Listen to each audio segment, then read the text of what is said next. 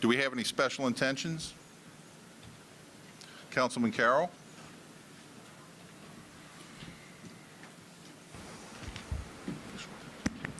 Thank you, Mr. President. I'd like to ask all of us for our prayers and appreciation for the late Colin Powell, our statesman, military hero, United States Secretary of State, and a gentleman who just was a good guy across the board, and that represented all the qualities that all Americans, all individuals should have. His party didn't matter, who he liked didn't matter. He did what's best for the country. And as a young man growing up, particularly an African-American man growing up, he was someone that I aspired to, that I appreciated and looked up to. And I think all men, regardless of your race, creed, or color, should have looked up to. He will be missed. He's an example for the United States, and I ask for your prayers for him and his family. Thank you. Thank you, Mr. Councilman President. Carroll. Any other special intentions? Seeing none, I'm going to lead us in prayer. If you will, all stand. Let us bow our heads. Dear Lord, our God, we ask that you protect us, our families, from the COVID virus, and may the effects upon mankind be continuously diminished until it causes no more harm. We ask that all those who are affected, were affected by the Hurricane Ida, give them back their normal lives as soon as possible. We ask that we be free from any further concerns of storms during the remainder of this hurricane season. We ask that all of our elected officials be guided by your hand so that we all do the best for our city and our residents. May we know your will and do your will. We ask all these things in your good name. Amen. Amen. Councilman Mike Segura, will you lead us in the pledge? Sure. If everyone would please join me by placing your right hand across your heart and recite the pledge while facing the flag. I pledge allegiance To the flag of the United States of America and to the republic for which it stands, one nation, under God, indivisible, with liberty and justice for all.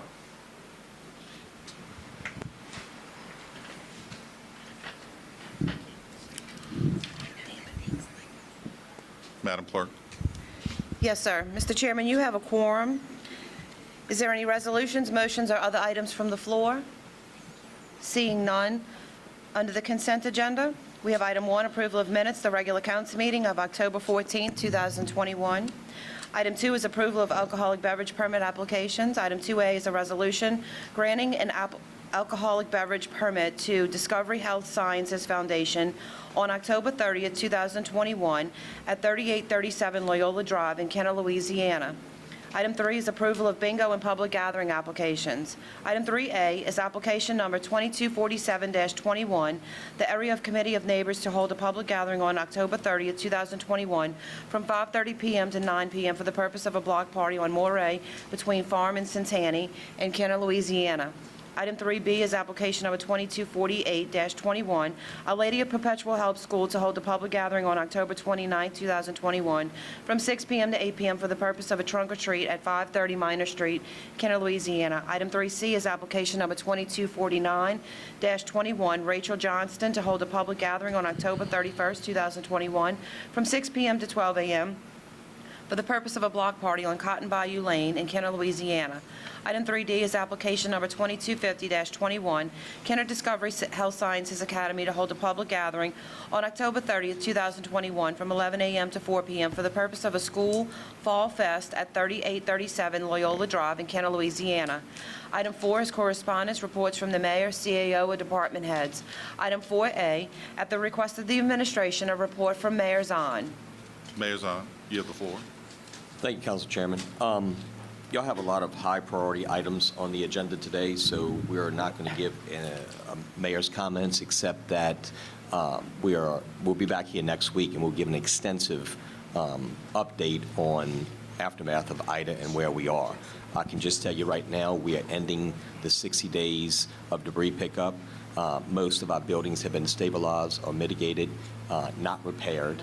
Like I said, at the meeting next week, we'll give a more extensive update on those things that are going on. I don't want to eat up too much time today. Y'all have a lot of pressing items that need to be addressed today. With that said, I do want, if you do have some items still left out, some debris left out, I need the residents, and I'll repeat this twice, need to email Ida Debris at kenner.la.us. That's Ida Debris at kenner.la.us for any type of special run that still needs to be done. Because even after those 60 days, I'm sure there'll be, I got a call today, I was with Councilman Hayes, one in District 3 in Palm Vista area. It's an isolated hit that got hit by Ida on Gay Lynn that needs to be addressed. So we're going to have those things throughout all the districts throughout the whole city of Kenner. So again, Ida Debris at kenner.la.us. We do have one speaker in the mayor comments. It is Mr. Sushil Kumar from SBA. Wanted him to come and say a few words. We've been trying to do as many of these things as we can. I know Councilman Brannigan had Jim Donovan's office come. I had an attorney come to help people, and SBA is extremely important. We had them here not too long ago doing a presentation, but if you missed it, I thought it'd be good to put it on this council meeting for Mr. Kumar to say a few words with his assistant. So I appreciate you being here. You're part of my comments. As soon as he's finished, unless y'all have any questions, we'll go into the council meeting. We'll be waiting after he's finished, and thank you, Councilwoman. Mr. Kumar. Thank you, Mayor. My name is Sushil, and before I start my very brief presentation to all of you, a special thanks for accommodating us and letting us know what is it that we can do for the city of Kenner. But before I start my presentation, I want to introduce to you the Deputy District Director for the SBA's District Office, Ms. Joanne Lawrence. Ms. Joanne? Good morning, everyone. Thank you so much, Sushil. I'm here because I want all of you to know that the SBA is here in the district office, and we're here to assist you. Whereas the Disaster Assistance Office works with processing the applications, taking applications in, SBA is here long after they're gone to assist small business owners and those who are interested in starting a business with whatever assistance they need. So we provide management, technical assistance, counseling, and contracting assistance. We engage with lenders to recruit them to join with SBA in making guaranteed loans to the small businesses. And we work with the federal procurement offices to expand their doing business with the small business community. We work with the municipalities and the major prime contractors to ensure that our small business community is actively engaged in whatever rebuilding, cleanup, and new construction services that take place within the state of Louisiana. I mention that because a lot of times when we talk to our customers, if we tell them, well, we don't process the disaster loans, they ask, well, what do you do? We do everything except process the disaster loans. So thank you all for this time, and thank you, Sushil. Thank you, Ms. Joanne. And while I'm saying thank you also to Ms. Chris Fortunato, appreciate making the inroads to meeting with the council. So let me start off with the presentation. When you hear the word Small Business Administration, you're thinking of businesses, and that's very correct. But in the world of disaster assistance, when you hear SBA, we are helping homeowners and renters also. Bullet point number 2, bullet point number 3, along with businesses and places of worship. I mean, I used to be a City of Kenner resident way back when. Left Kenner in '98 and went to California, and that's where I'm working out of. Ex-commercial banker. My daughter was born in Oshner. So I come to you as a former resident with a great deal of affection of a Jefferson Parish resident. My parents used to live in Metairie, and so on and so forth. So when I say we're here to help, we're really here to help, not just a jargon from an agency, if you will. So our role in this particular program, next slide, please, would be to provide loans in the absence of insurance, which is called uninsured, or shortage of insurance, which is underinsured. If we watch the news lately, and ever since the declaration came out, when Governor Bell Edwards was on the podium, the comment was made, the state is going to have an issue with deductibles. We cover those deductibles. Every single one of you folks on this podium and in the audience is underinsured as we speak. We all know why. Because no one replaces damages dollar for dollar. Deductibles come in, loss of use comes in, depreciation comes in. So, Mr. Hayes, for example, in your case, you may have a $5,000 deductible. Your losses are $10,000. They only cover $5,000. The other $5,000 is only going to get covered if you have personal resources or us. So the primary role of our program is to provide that type of liquidity at a time of great need. We've got a parish map showing 25 parishes which have been impacted. What you see on the very periphery on the outside are the orange-colored parishes where economic injury for businesses. They were able to keep the business thriving, but they don't have any revenue, and they got to pay the bills on time, okay? That's where we come into play. Next slide, please.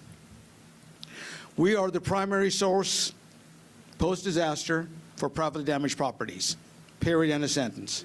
As of this morning, or I should say as of the latest data that I have, $824 million worth of loans made in the 25 parish area. Jefferson Parish takes the inordinate amount of that particular total, $177 million. And the numbers keep rising because, back to that insurance component, insurance is still out there waiting to pay people. So for folks who are waiting for those insurance policies to be paid out, come see us. Assignment of insurance proceed. So, Madam McKinney, if you have waiting for a policy to be paid out, apply to us. Let us do the worrying. We'll front you the money as long as we approve you for the loan. And your loan just got increased by the amount of the policy. And then you can tell your contractors, I got the money, don't you worry about it. Next slide, please. Briefly, we talked about how disaster events are a source of financial hardship. So basically, the next time around, not if, but when in Louisiana, if there is a disaster, because we require applicants to have insurance on the property, each one of you, all they have to do is pick up the phone and call your friendly neighbor, all right, and say to them, guess what? I need coverage because I'm protected. Then you'd go back to the process of only applying for the deductible. Don't have to wait in line for the uninsured piece. Next, please. Low interest rates. If I were to tell you today that our interest rates for homeowners and renters are as low as 1.563% for every one of you folks, as low as for personal property and automobiles, you'd be surprised. 1.563%. Businesses are at 2.855%. Banks, credit unions, CDFIs don't have that type of interest rate. Maximum amortization of 30 years. On a case-by-case basis, we can also refinance your first mortgage along with your second at that interest rate of 1.56%. Next, please. Some no-nos that we don't do. We cannot duplicate insurance benefits. We can have assignment of insurance proceeds, but not duplicate insurance benefits. The second reason for automatically turned down is back child support, federal tax payments which are impaired, student loans, or any other federal debt. Doesn't automatic no. It's taxpayer subsidized. I wouldn't want to make a loan to Mr. Seeger if he's delinquent on his taxes, because if he's delinquent on his taxes, what's my reliability? Taking you as an example, sorry. Could be any one of us. Why would we want to lend to someone who's already behind on their needed tax payments, correct? Next, please. One of the most insidious statistics, Mayor, I'm sure you've heard this around town. 1 in 4 businesses that stay closed for the first 5 days of a disaster have a 90% probability of failure in the first year. So protect Kenner, protect your outskirts, protect your neighbors. Have them apply with us. Power was restored in these parishes. I got here on the 8th of September only because some rooms opened up. I was here when there was hardly any power. It took 11 to 12 days for power to come back. So all those businesses in Kenner weren't open. They are looking at a very uncertain future. So if you come across them in each one of your districts, please encourage them to talk to the SBA. I'm here after if you have any questions. My colleague from the district office assists with those folks that were fortunate enough not to be damaged and want working capital to help advance the need to the community. I appreciate your time. Maybe I'm a little more than 5 minutes, but I appreciate you. Looking forward to serving the needs of the many. Any questions from the council, mayor's office, anybody else? Mr. Carroll? Thank you, Madam Clerk. Thank you, Mr. Shix. Sushil. It's all good. Kamar. Yes, sir. And Ms. Lawrence for coming. Thanks Yes. for what you've done in the past. I'd like to share with you my card and get Mrs. Lawrence's card as well. Perfect. To give you a call since we are trying to move along. And if you don't mind. No, not at I'll all. walk up to you and Mrs. Lawrence, you as well, to get Thank your you. card. I've If you can shared give it my- to the- I've shared my business card with Madam Clerk Yeah, I got- for each one of you, The other lady. and I look forward to hearing from each one of you if you have any questions. I'm here to entertain them and, more importantly, address them. Thank you for your time. Thank And you. is it appropriate to say happy weekend, Halloween weekend, just in case? Chairman. Thank you. Council Chairman. Thank you. Yes, sir. Thank you, Mr. Kamara. Thank you, sir. And Ms. Lawrence, thank you very much. I apologize. You're the boss, not the assistant. So I was not aware you were coming, but I Ms. appreciate Lawrence, both of may you all coming. I have your card if you have it? Okay. Thank you both for coming.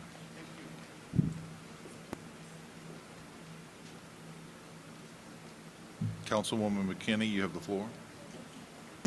Thank you, Council President. I just want to clarify, so in terms of trash pickup, so any new trash, like any new trash that's being picked up, that can be picked up like if it's not storm debris, that can be picked up on the regular second day of trash pickup, correct? Yeah, so Yes, okay. we're nearing that 60 days. Right. We're really like 5 days out, so we're still within that 60-day window. Okay. But it's a very good question. So we're still picking up within that 60-day window. We will continue to pick up on these special runs. That's why we're trying to get, Okay. I think I know the majority is done. There's still some to be done on the regular run, but there will be special cases after that. Like I said, the one I got this morning, I'm sure y'all get them. We'll continue to get those. So we'd like to get that kind of logged in some type of way. That's why we're asking for it to be sent to this email address. Okay, so, but if it's just, like, if it's not storm damage, like, the regular stuff can just be put out? Well, yeah, Yeah, yes, okay. yes. Yeah, that's why I'm just sorry. making sure that is. Misunderstood you. I mean, because I mean, obviously, if they can be picked up by the debris, but if it's new trash, I don't want to, or new, people moving and stuff like that, that's, I We don't go- want to make sure Right, that. we'll get it picked up any type of way. I mean, Okay. We're going to get it picked up. Okay. Give us our 5 more days for the regular 60, and then there'll be special cases after that, I'm sure. We had a few of them just this week. Myself personally got called on a few of those, so we had to make sure that those got done. Okay, and then also, they had they still have some trees down in the area, at least I know in Chateau. What's the status of the? So, the- and I'm, one of the, Councilman Segura asked me earlier today, or maybe it was last night, what are we doing about the way some of the neutral grounds look? One thing that comes to mind is I've had many discussions, I know Councilman Segura's had some discussions also with Entergy on how they tore up right in front of Gulf South Bank, the median. That needs to be addressed. I'm on them to address that. Starting next week, it won't be November 1st because it's a holiday for the city, but on November 2nd, you will see the signs start coming up.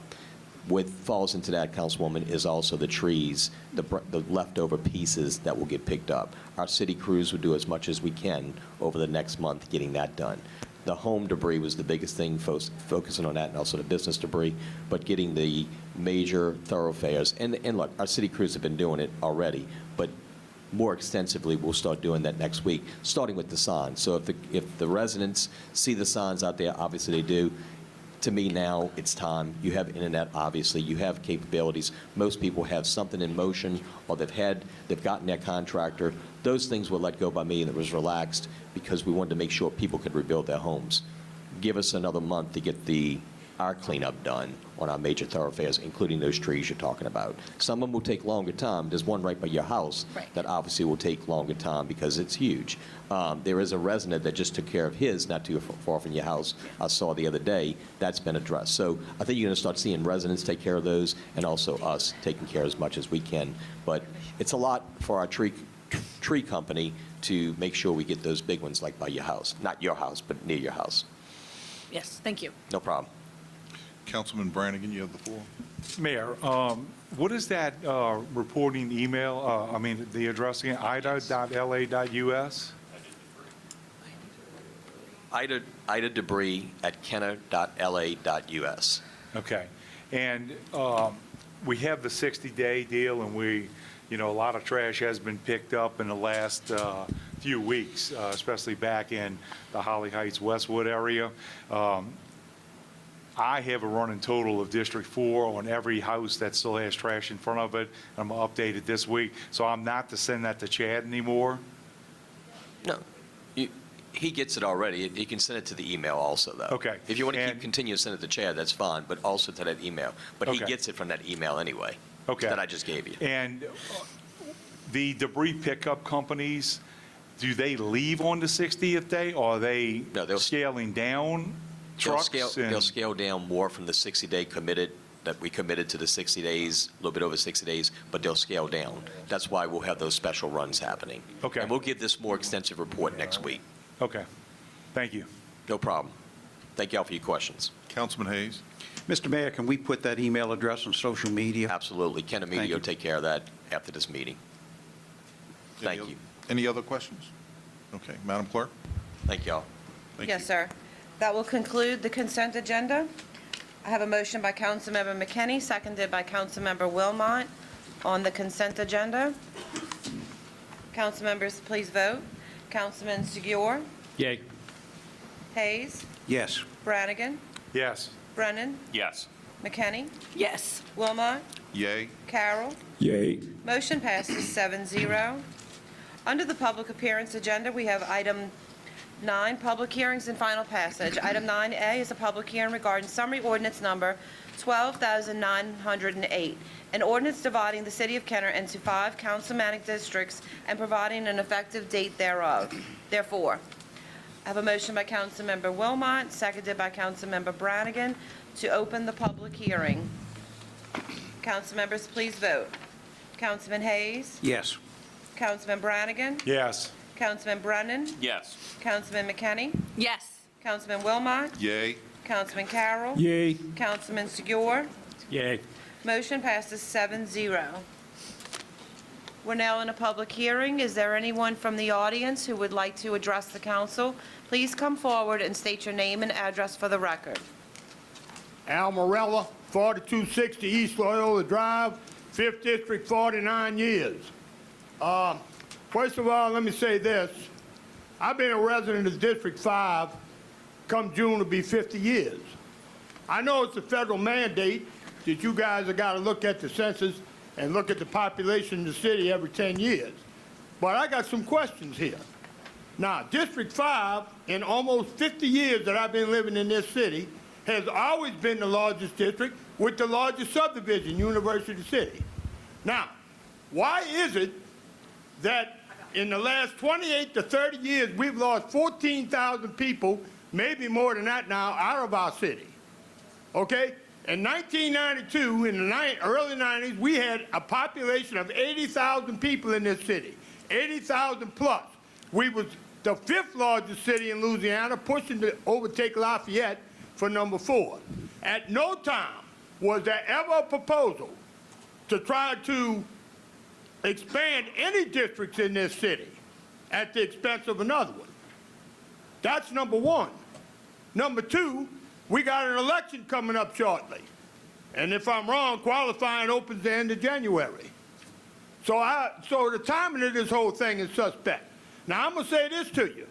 If you're losing population out of the other 4 districts, then I propose that you do something in that district to make it attractive for more people to come and live in that district. Not try to take a piece of District 5. And if I'm wrong about this proposal number 4, anybody's free to correct me. You proposing taking I don't care if it's 10%, if it's 1%. You proposing taking District 1 and incorporating it and taking a piece of District 5 and making it District 1. Is this correct or am I wrong? Anybody correct me? That's what this is all about, isn't it? Well, okay, in closing, I want to say this. At no time, as long as I'm in this city, as long as I'm around, will nobody in this administration or on that council try to pick their voters as opposed to the voters picking the candidate of their choice. And not as long as I'm around. I'm opposed to this, and I'm going to continue to be opposed to it. You might all have a consensus, but this is one that's opposed to it. And I just gave you my reason. Now, if anybody can answer my questions, why in 50 years was there never a proposal to do something like this? And why now with an election right around the corner? Anybody feel free to answer. I'm not going to single out anybody. Thank you, Mr. Morella. Thank you. We have the attorney, Ms. Sala, if you will. Council President, done now, yeah. Under the charter, section 2.05, I'm sorry, 2.04. Okay, right there. I'm going to read from the charter. And basically, the charter says, within 3 months of the release of the U.S. Census, the council has to adopt something to decide first whether they want to change, which they haven't done yet, and if they decide that a change has to happen based on the census numbers, because there's a law, and Mr. Litchfield and his team will present Mr. Almerera, and he will explain to you all about why these are just alternatives. The council can decide what they're going to vote on, and that's all going to happen in front of you. But based on the charter, if they do not vote within 3 months of the release of the census, they basically are in violation of the law. That's one. Number two, that's one part of it. The second part is their vote and adopting whatever they decide today has to also be done before 2 months, before the first day of the next election for the qualification. Qualification's at the end of January, so they have to do it at that time as well. And Mr. Litchfield, as we all know, council members, is here, and his team is here, and they can present and explain to everybody all that's happening, including their suggestions, which are just 4 suggestions, and the council has not voted yet. That's going to all happen in front of you. So those are just 4 suggestions, and the council can decide today what they want to vote on. Did I answer your question? Sir? Oh, he's gone? He's right over there. Oh, okay. All right. I was speaking. I was answering if I answered your question. I was speaking directly to you. I'm sorry, young lady. I was back and took my seat in the audience. Oh, it's okay. I understand they haven't voted on anything yet. Right. But no, my questions are not answered. Right, it's the law, the Right. charter. I understand the law. Right. But my questions are not answered. Why in 50 years, none of this has ever been proposed before? And those are And just now, all of a sudden now, no, my questions have not been answered. And Okay, you so want to know Mr. something, young lady? Yes, sir. They're not going to be. Mr. Morella, we're required by law. Every time after a census is taken, we have to look at it and determine whether or not redistricting needs to take Okay, place. Mr. Litchfield. There's a deviation number, and if it's above that deviation number, we're required to do it. And So we did do it 10 years ago, and it was in fact done by this body 10 years ago, and we're doing it again this year. So it's required by law that we do it. We're at 17 or 18% above the percent above where we need to be. So it's roughly 8% more. So we're required by law. It triggers at anything above 10%. I understand that, Tom. You just echoing what I said in my earlier statements. I told you that. You Okay. just chiming in. Well- You just echoing what I said. That's what you're asking? No, that's not what I'm asking. Then what are you I asking? want to know in 50 years that I've been living in this city, and since the early 90s, we've lost 15,000 people out of this city. And I want to know why nothing like this was ever proposed then. And why now with an election right around the corner. Elections are required as a part of it, as Ms. Sala I just indicated. understand all that time, but I that know, don't but answer my question. your questions are, we have to do it right now. I This is understand. the time frame that has to be I done. understand all of that, but it's still suspect to me. Okay. And my questions are not answered, and they're not going to be. And I know why. I haven't been around all these 75 years for nothing, and I haven't been living in this city 50 years for nothing. Yes, sir. Thank you. We appreciate you. Council President, if I may. Yes, ma'am. Mr. Litchfield and his team is here to present. Maybe some of their questions will be answered. So I don't know if you want to take people out of turn or let the rest of the people speak, or what would you like to do? Because some of their questions can be answered by the team that created the alternatives. Yeah, I guess that might be the thing to do. Mr. Brown and Ms. Stacy Alessandro, would y'all mind waiting? Mr. Teft, would y'all give it a minute and let them come present? It might answer some questions before you come up and ask, or do you want to, you mind? That's fine. I don't have any questions. I've got statements. Okay, all right. If you will, just hold that for a minute. And Mr. Litchfield, if y'all will give a presentation, just so we can. Thank you, Mr. President. My name is John Litchfield, and I was retained by the city of Kenner. Can you hear me? No. Is that better? Yes. Thank you. I was retained by the city of Kenner to get a team together to first look at your district plan and determine whether or not it met federal guidelines and even your own charter guidelines, which I think you'll determine it did not. So what I did was that we got a team together. The team consists of Dr. Solanke out of University of New Orleans. He's the chairman of the Department of Mathematics. He's got a PhD in statistics and mathematics. We have Greg Rigemer, who's a well-known and very well-respected demographer in the city of New Orleans and its environs, including Jefferson Parish, and Richard Poche, who's a GIS expert, who is part of your team. And what they did, and what we were required to do by the contract we have with the city of Kenner, is to look at your existing plan and then come up with 4 alternatives. That was the number that was given to us, 4 alternatives. We did. What we try to do and what the law requires is to make sure that each of your districts is equally positioned as is possible. Your charter tries to keep a rectangular shape as much as practical as well. That's something a little bit different. And in the time frame, as Ms. Salas says, it's not dictated by us or by you. Your time frame and this time frame is dictated by your charter, which has been in existence for a long time. And that charter says that it's got to be done within 3 months of the publication of the U.S. Census.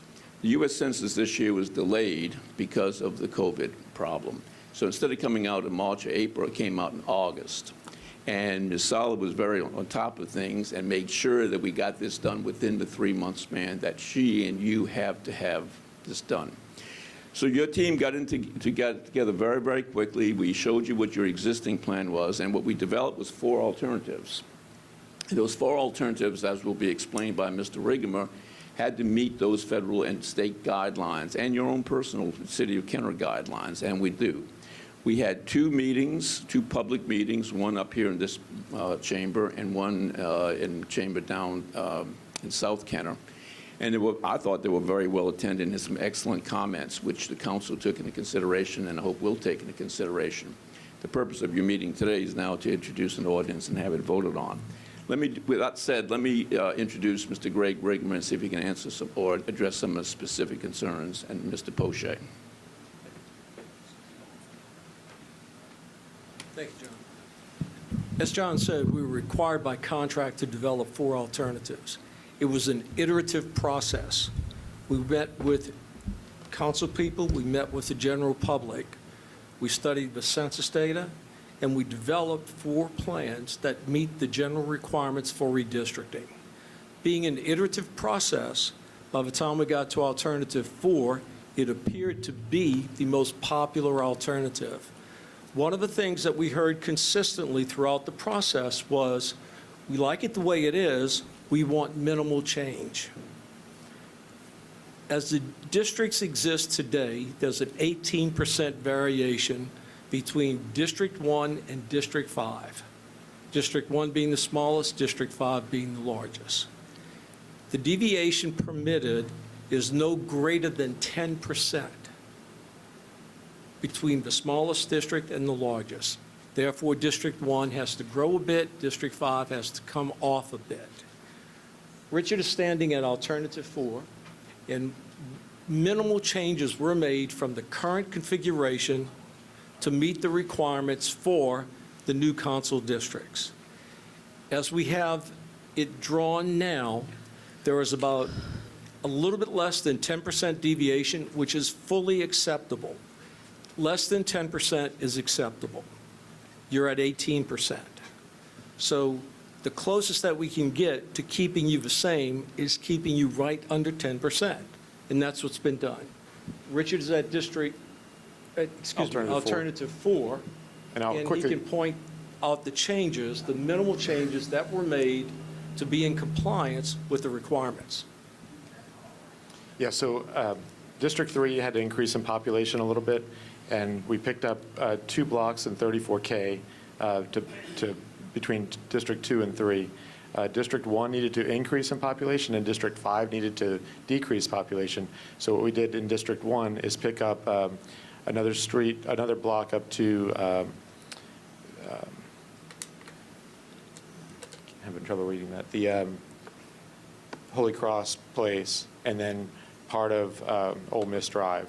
So picking up those census blocks and balancing the population to meet under 10% at 9.8% overall deviation. So this is really a minimal change. It meets our requirements, and in the public meetings, we had general, very broad support for Alternative 4.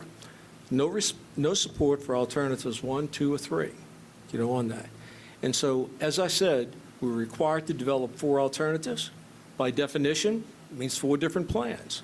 But it was an iterative process trying to develop something that met the interest of the general citizenry, the requirements of the law, and the direction that we receive from individual council members. And we're very confident that Alternative 4 does that. Thank you, Mr. Rigamer.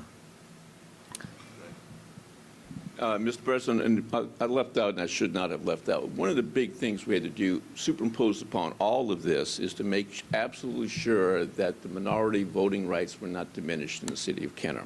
And Alternative 4, all of the alternatives do that as well, but Alternative 4 certainly does that, and that's also a very, very compelling factor that goes into the consideration.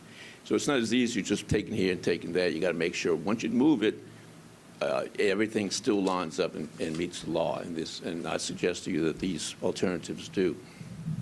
Thank you, Mr. President. Thank you, Mr. Rigamer. Excuse me, Mr. Litchfield? Councilwoman McKinney has a question, please. Yes, ma'am. Yes, thank you. Thank you, Council President. And I think my question goes to the root of Mr. Rella's concerns as well. So these changes that are recommended, as you said, they're minimal. But they're also returning, in researching this process and in looking at past processes of redistricting, there actually was a more significant change between District 2 and District 3 in the last redistricting process.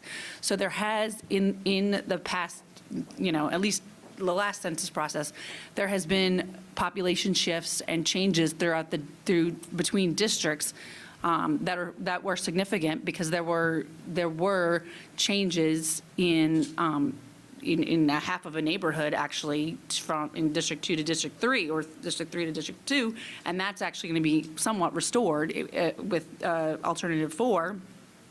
But I mean, basically in every process, and I know you haven't been involved in every single process, but there has been changes in between each district every single time that we've had a census. The cities, as you know, in Jefferson Parish as well, I know you're working different, population shift and things change. So that's normal. That's a normal variation of population. It has nothing to do with anything that any of us sit up here or the administration. People move. It doesn't have anything to do with, their new neighborhoods, their old neighborhoods, just population shifts. And that is really in response to what we're trying to do that and equalize that out. And I mean, that doesn't seem like a question, but I just want to validate that's the understanding of this process and going forward. That You're absolutely right, Ms. McKinney, absolutely right. And you said it very, very well. There's so many things that go into this thing, and that's why the law requires a redistricting, at least overview or look at every 10 years, because even, decades ago, people moved. People are so much more mobile nowadays. And so, yes, the law requires you to do it. The law gives you very short parameters or minor parameters in which to do it, and you've done it. And I applaud the council and the administration and the citizens, because they were very good turnouts, too. And I know the council was there listening to those comments being made. And we'll listen to the rest of them today. Thank you very much. Thank you. Any other questions? Oh, Councilman Brennan. Thank you, Council Chair. Mr. Litchfield or Mr. Riggenroot, if you could answer this, please. I understand we went through this 10 years ago. How long has this been law, or how long has this, I mean, did it happen 10 years previously, or? I'll tell you what happened. The original Voting Rights Act, the federal act, came about in 1965. It was amended in 1982, and there have been other changes, but since 1965, primarily to make sure, this is how a lot of this came about, because minorities were historically not being counted one person, one vote. The Congress, the people decided, and certainly the courts decided, they had to look at the districts to make sure, particularly, minorities had the right to vote. Your charter and the federal law also requires also that there not be a great difference in the number of people in each district. So what you do is you're supposed to start off by dividing in your case, your city, as equally as you can in terms of numbers. That being said, you can't do it in such a way as you're going to diminish up the right of a minority to vote or participate in the voting or electoral process. So there's a lot to it. But to answer your question, certainly since 1965, the Congress and the courts have looked carefully at who gets to vote and how their say-so to your folks and to their own neighbors counts. And that's what we're trying to accomplish. Thank you. So again, this is not new. This is not Not only is it not new, but it really is getting to be a very, very interesting process, because around the nation, and I think if you look at the news and Google this, you'll find there is a lot going on around the nation about districting, primarily not so much neighborhoods there, neighborhoods there, but primarily on how do you, in this day of mobility, as Council Lady McKinney says, in these days of high mobility, how do you ensure, particularly, minorities have that right to vote and they're not diminished?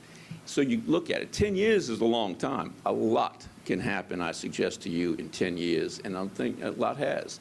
I will tell you this, that we're doing Jefferson Parish as well, and I think you're going to find that within the parish at large, things have been fairly stable, surprisingly, in 10 years. There have been shifts around the parish, but no major influx or detractions from the citizenry in general, but shifts within the parish.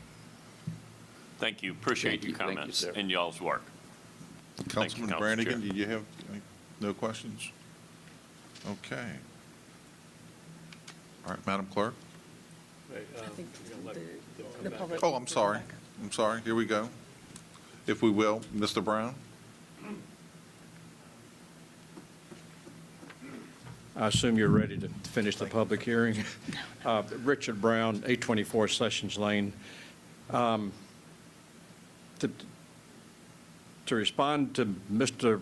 Morello, or pick up on something he said, I'm also curious as to why we have lost so much population, and hope we can do something to reverse that and to gain population. But the fact is we have lost population, and the fact is the law requires us to redistrict. We have to do it every 10 years, whether we like it or not.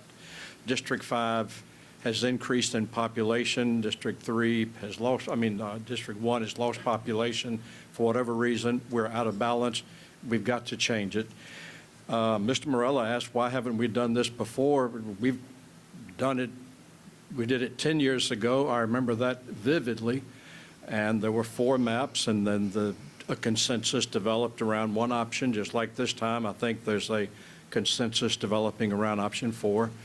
But we had a lengthy process 10 years ago. We also went through this 20 years ago. Personally, I want to urge the council to support option 4. And I'm wearing 3 hats as I say that. I'm a resident of District 4 of Westwood Subdivision.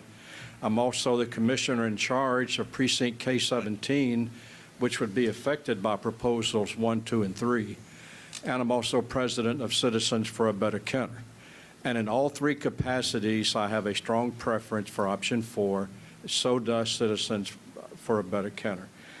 Option 4 just it's the least change possible. It's almost the least change imaginable.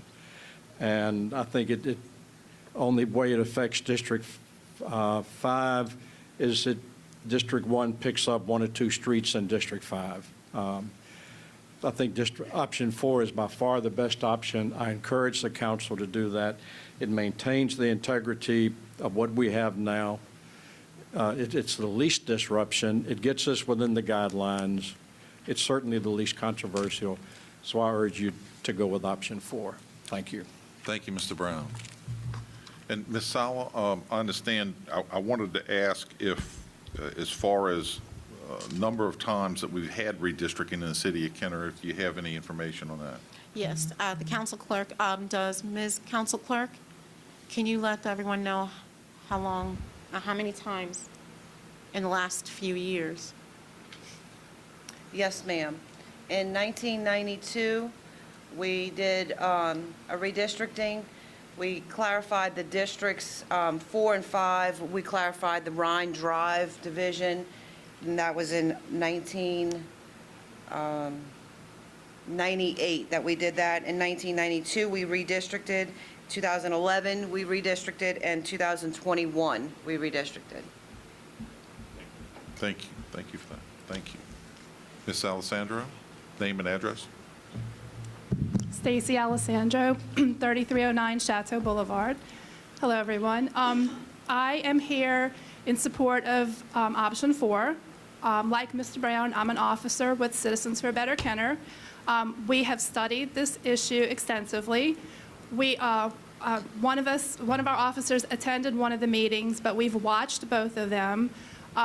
We have put out Facebook messages on social media. We've talked to constituents, and not only overwhelmingly is everybody in support that we've talked to or heard from of option 4, we have not heard of one single person, other than this morning with Mr. Morella, who objects to redistricting on principle, I think, for any option.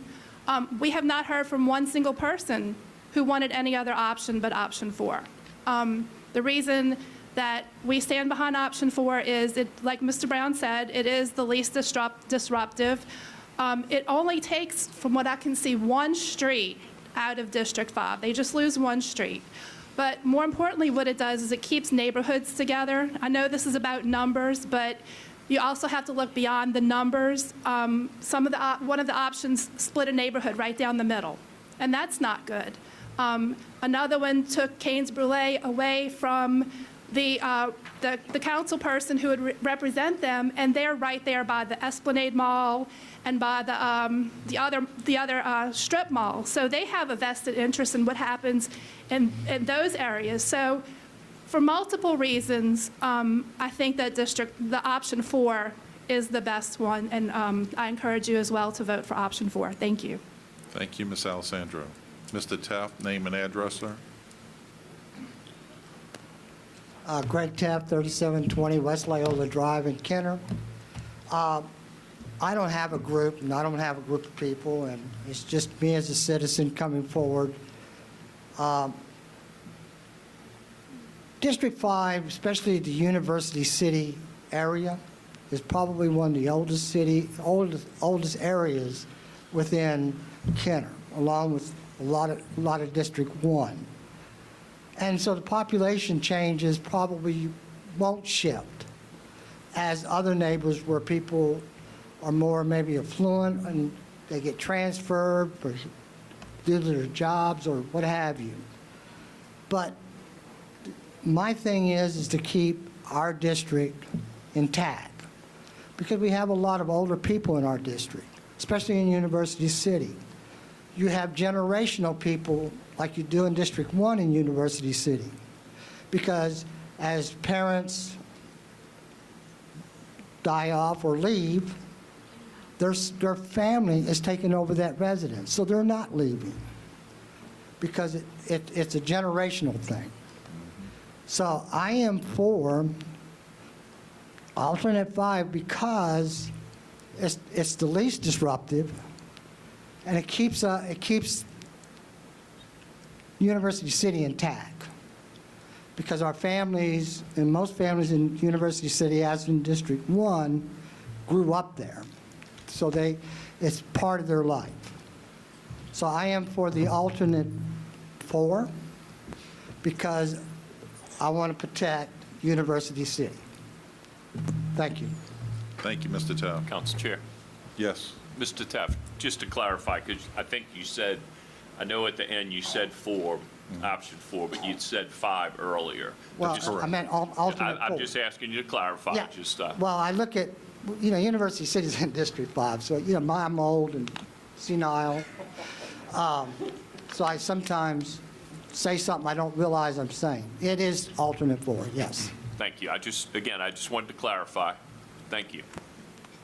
Thank you, Councilman. Thank you, Mr. Taft. Mr. Chairman, could I please clarify, I stated earlier, we've actually done this previously, I looked a little bit further. In 1973, we did this. In 1981, we did it. 1992, 1998, 2011, and now we're in 2021. Thank you, Madam Clerk. You're welcome.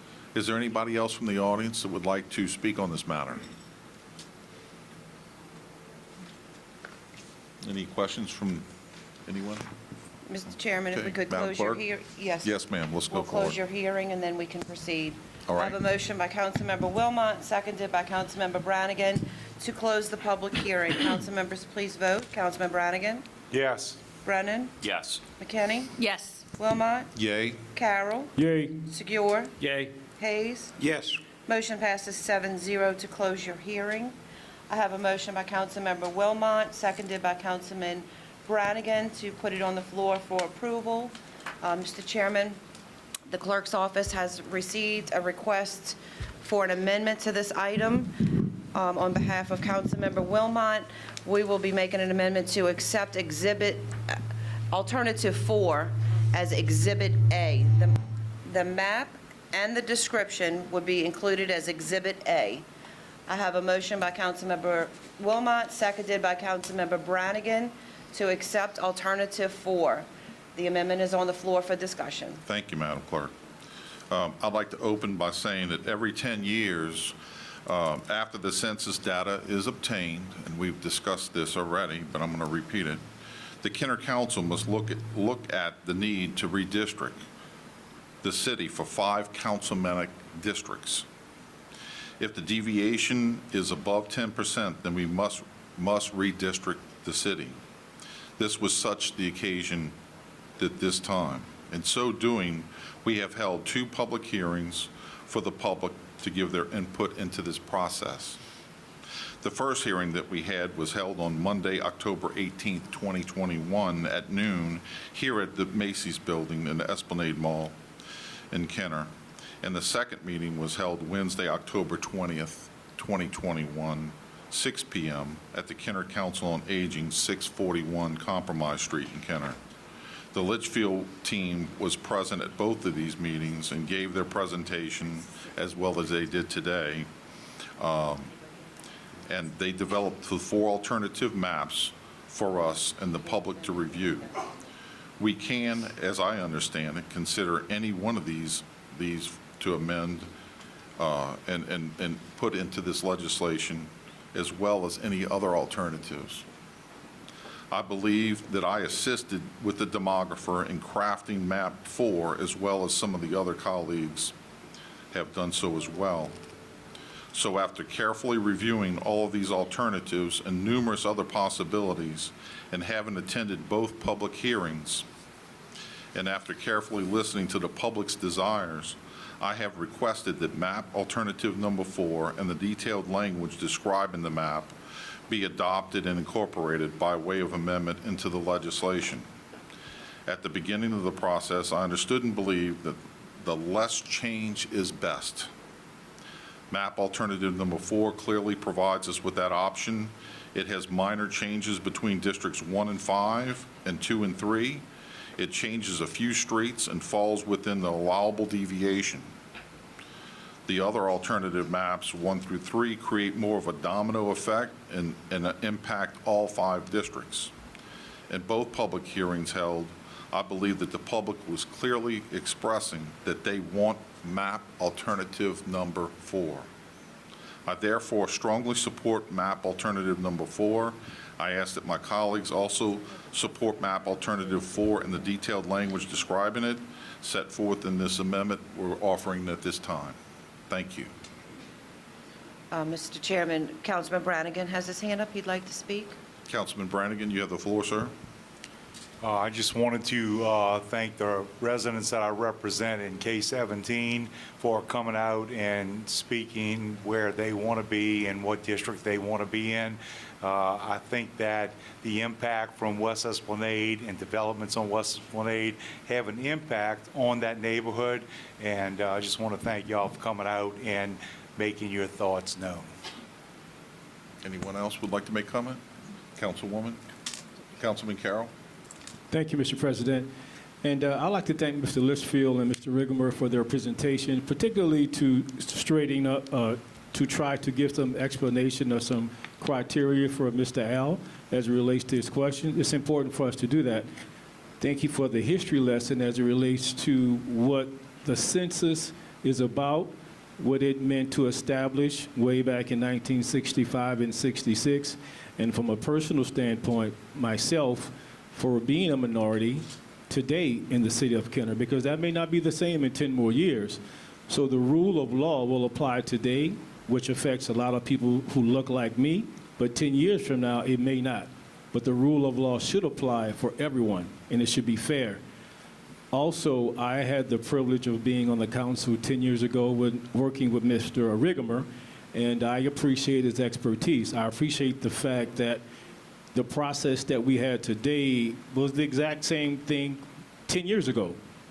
And it was always discussions and people personal opinions. I think we all are territorial, myself included.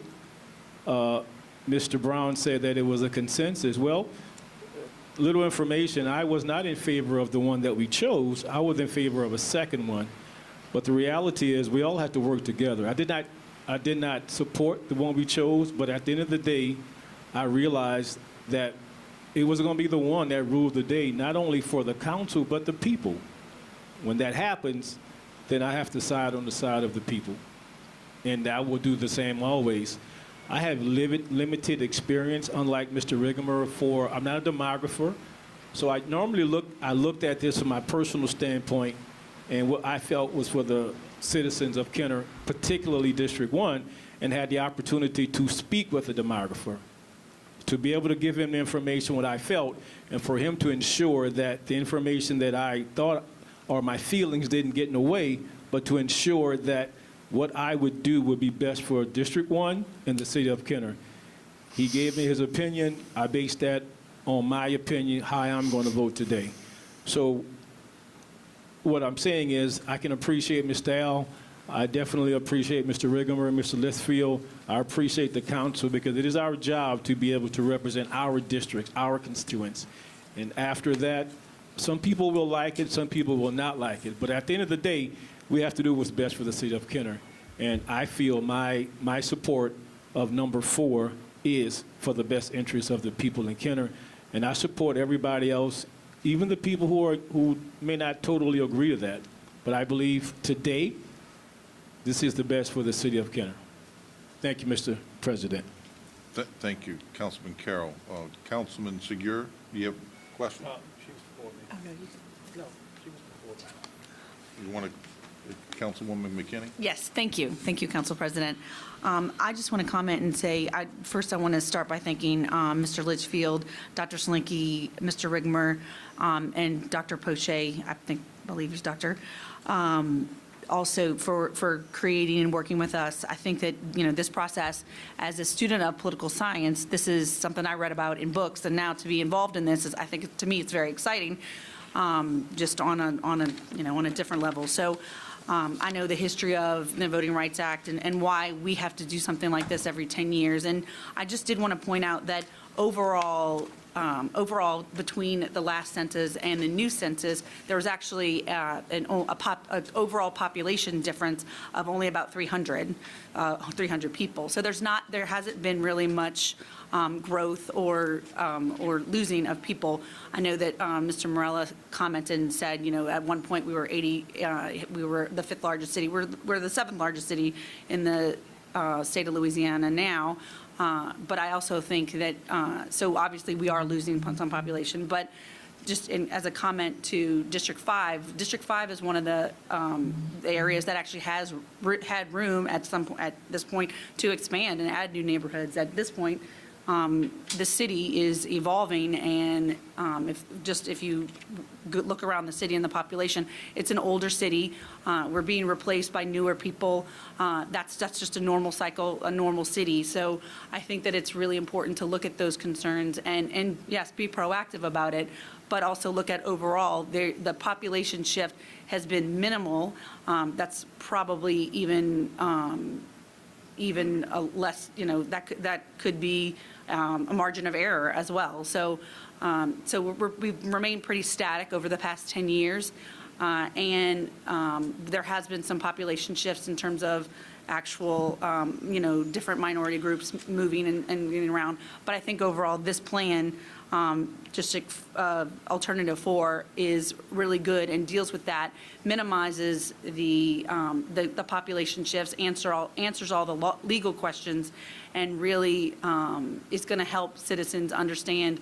And just to comment, I think that restoring a portion of District 3 back, or of the Green Lawn area back to District 3, is also a good move in the right direction, because I think that area, last time it was a little confusing. Some people, when I campaign, people don't even know what district they live in. I obviously, as an at-large, I'm like, well, it doesn't matter. You live in Kenner. You can all, support me.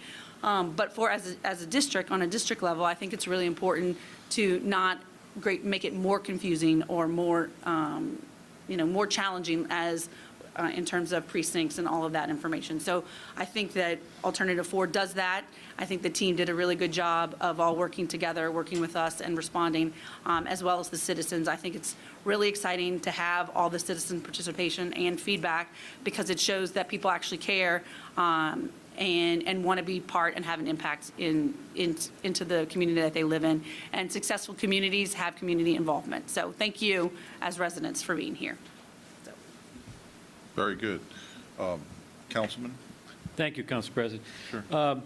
The comments that I'm going to have are going to be somewhat even with what Councilman McKinney just said.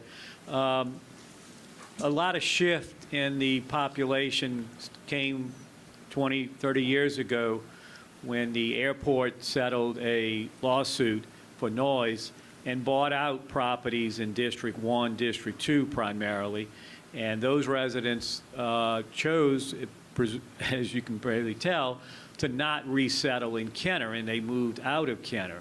So we saw big drops in our city population, but mainly in those two districts. So those were the adjustments that had to be addressed in the previous census, as the clerk has mentioned, the various ones we went through. We now have where District 1 and 2 are pretty level. We don't have any more land per se to develop, so we are where we're at. But in District 5, as Councilwoman brought out, has the most raw land still available for development. A big project is already on the books and will be coming up on Loyola pretty soon. And then there's other tracts of land that still have a lot of open lots that still need to be developed. So I just want to kind of look ahead and say, in 10 years from now, not that I'll be here to be part of this, but we're going to have the same discussion with District 5 residents who are not going to be happy to see shift from their boundaries to somewhere else. Because as we see from this number, District 5 shot up and kind of skewed this keeping things together. And that's going to happen again, more likely in 10 years. So that's just life. Things change. People move. They go from one place to the other. New the raw land that we have needs to be developed and bring more people into the city. So that's where it's going to go.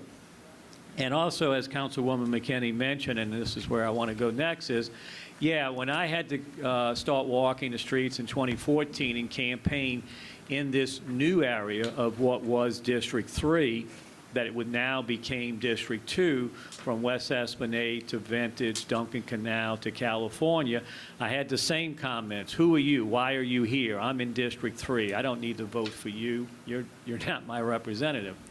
So my point here is whatever comes out of this vote, which I'm comfortable with, number 4, is we as the administration and council or whoever need to be more on top of educating the residents in whichever streets and precincts are moved to give them that upfront knowledge before the end of the year because of our next election, so that they clearly understand the shift in their representative and have that understanding to know when they go into the next election cycle which representative they need to choose.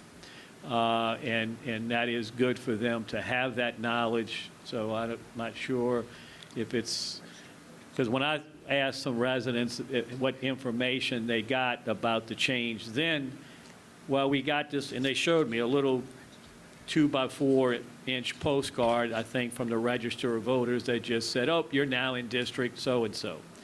I think we need more education than that to put that out to make people aware that they're now in a different district. So again, I want to also thank the Litchfield-Riggerma Group for the fine work that they've done. They carefully listened to our comments. As I said at one of the public meetings, the last, that 1, 2, and 3 alternatives was a big shock to try to take that big chunk of residents from 3 and move into 2, which I didn't agree with, and let them know that. So that's where 4 came about, as Council Wilmot said, with the input from some of us to the group that it made no sense for those 3. So shortly afterward, Alternative 4 came out, and that seemed to make the least change, but still maintain what we needed to do and get the District 5 more down into the level that it needed to be to keep things so that we're not challenged by other groups who like challenging these redistrictings. So I think Alternative 4 is the best way to go, and that's what I'll be supporting. Thank you. Thank you, Council. Any other comment? I'm going to close then. As everybody said, it sounds like we hear an echo in here with the Litchfield team, and we really appreciate all y'all's effort in making this happen in such a comfortable way. And also, I wanted to thank Joyce Sala for her hard work on it. She really did do a bang-up job behind the scenes. The time frames that we had to work with was very challenging too, and so she was on top of it, and she made things happen in a timely fashion. So thank you very much. Thank you, Council President.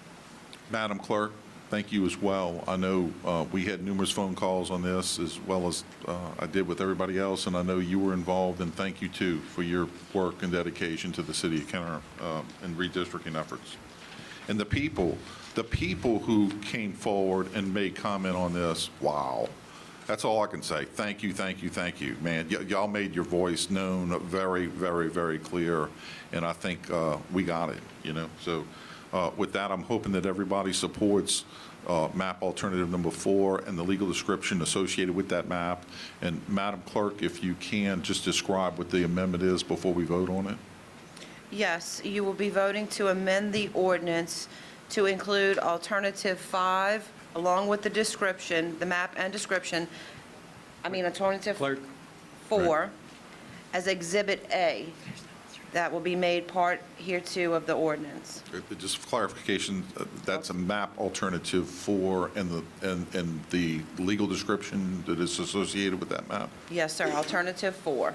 Okay, I apologize. thank you.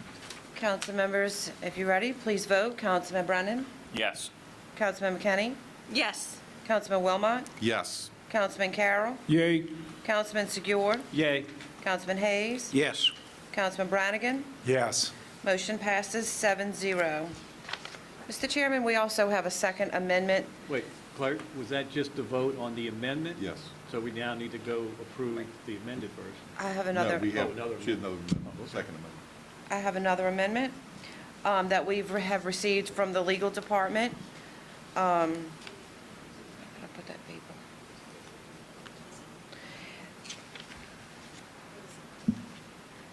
So what we will be doing is we will be removing from Section 3 the Department of Justice. We no longer need to, are required to send this to the Department of Justice. And then we will be removing the verbiage that there will be included in Exhibit B. We will be taking that verbiage out of Section 1 because we will only have an Exhibit A. Ms. Sala, if you could, please explain that amendment.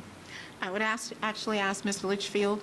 Mr. Litchfield is the one who alerted me that the U.S. Department of Justice Department that used to approve these changes, I guess it was deemed unconstitutional, or he'll give you more information. Thank you. Mr. Litchfield? Yes, Mr. President. Very simply put, for years gone by, ever since, I think, the 65s and the 60s, Louisiana was listed among those states that had to get pre-approval before it made districting changes, and that pre-approval had to come from the United States Department of Justice. Under the law, it's still the same way. Several years ago, within the last 10 years, I think it was like 3 or 4 years ago, Shelby County, Alabama challenged that. And basically they said, look, things have changed in the last 30, 40 years, and we're not presumed to be segregationist or trying to limit minority participation in the voting process. The United States Supreme Court agreed, although Congress could still yet mandate pre-approval, it has not done so. So you don't need that language in there anymore. Thank Okay. you. And there's also a second part to it, Mr. Litchfield?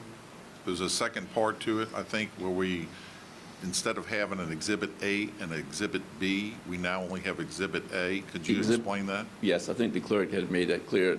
Exhibit A will be the actual map, which Mr. Regamer and Mr. Bosch has prepared, and the narrative language that goes with that map. Any Mr. other Chair- questions? Mr. Chairman, please allow me to clarify your amendment. Yes, ma'am. Section 1 will read that the City of Kenner be, and it is hereby divided into 5 councilmatic districts in accordance with the official councilmatic district map, which is hereby adopted, being same attached hereto and made a part hereof as if copied in full herein and designated as Exhibit A for identification. Section 2 will read that the provisions of this ordinance shall become effective at the next regular councilmatic elections in the City of Kenner, and B, along with applicable provisions of the Charter of the City of Kenner, provide for the qualification and election of the officials of the City of Kenner and its municipal elections to be held in calendar year 2022. Okay, Madam Clerk, does it say, you said section, the first section, does it have or relate the legal description as well as the map? No, it doesn't. If we can add that language in there? I will help counsel, I'll help our Madam Clerk, and we'll take care of it. Okay, what language, can we develop something at this point in time? So for identification, so if we add, Right after councilmatic district map, if we could just put the words "and legal description," Ms. Joyce, I think that will fulfill what the chairman is requesting. I'm good with that, Madam Perfect. Clerk. That Thank sounds you. good, yes. Yes, good. I have a motion by Councilmember Wilmot, seconded by Councilmember Brannigan, on the amendment that the clerk has read into the record. Any further discussion? Council members, please vote on the amendment as read. Councilman McKinney? Yay. Councilman Wilmot? Yay. Councilman Carroll. Yay. Councilman Segura. Yay. Hayes. Yes. Brannigan. Yes. Brennan. Yes. Motion passes 7-0. We are back to our original motion as amended. Motion was Councilmember Wilmot, seconded by Councilmember Brannigan. Any comments? Anybody have any questions, comments? No? Madam Clerk? Council members, please vote. Councilmember Wilmot. Yay. Carroll. Yay. Segura. Yay. Hayes. Yes. Brannigan. Yes. Brennan. Yes. McKinney. Yay. Motion passes 7-0. Item 9B is a public hearing regarding Resolution B17188, a resolution calling a public hearing to determine whether the structures located at 1009 Lee Sand Drive, Kenner, Louisiana, shall be abated by repair, rehabilitation, demolition, or removal. I have a motion by Councilmember Carroll, seconded by Councilmember McKinney, to open your public hearing. Council members, please vote. Councilman Carroll. Yay. Councilman Segura. Yay. Councilman Hayes. Yes. Councilman Brannigan. Yes. Councilman Brennan. Yes. Councilman McKinney. Yay. Councilman Wilmot. Yay. Motion passes 7-0. Mr. Chairman, I believe the Code Department has a presentation. Good morning, council members. Apparently, we're having some technological issues, but I'll just speak because I will be a few minutes. It's been a while, I understand, since you've had a demolition before you, and it's been a while for me as well, so let's get through this. If you mind, Sure. would you name Of and course. position? Sure. Thank you, Council President. Sure. Tiffany Scott Wilkin, and this is my first time appearing before you, so I certainly should. Ms. Feller, thank you. Thank you for coming. I appreciate it. I was going to call out for you. Why don't you have a seat right there in the front? Tiffany Scott Wilkin, Interim Director, serving you for the Department of Inspection and Code Enforcement. I'm sorry. Thank you. Let me just very quickly, you all, as a council, approved the public hearing on this at your October 14th meeting, so we're here today. And as you just saw, Ms. Spiller, the owner of the property, is here. Let me set this up for you, if you don't mind. Following the events of Hurricane Ida, the department received a complaint regarding this property, 1009 Lisanne Avenue in Council District 1, Councilman Carroll. And the Department of Inspection and Code Enforcement inspected it and, of course, placed it in line for demolition. An abstract that we had conducted revealed that Mrs. Spiller, Anna K. Spiller, is the owner of the property. There were some other interested parties, State of Louisiana, City of Kenner, who we also notified, but we've notified Ms. Spiller through the proper legal mechanisms. In fact, it would be my position that we over-notified, lots of certified mail with return receipt requested, and lots of first-class mail. As you can see, she's present in the chambers today. So, Mrs. Spiller, would you mind just introducing yourself to the council? Come on up just quickly, and then I'll put on my case, and then you can certainly speak to the council and answer any questions they have. Anna Karina Spiller, 1009 Lisanne Drive. Repeat your name again, please. Anna Karina Spiller, 1009 Lisanne Drive. Thank you.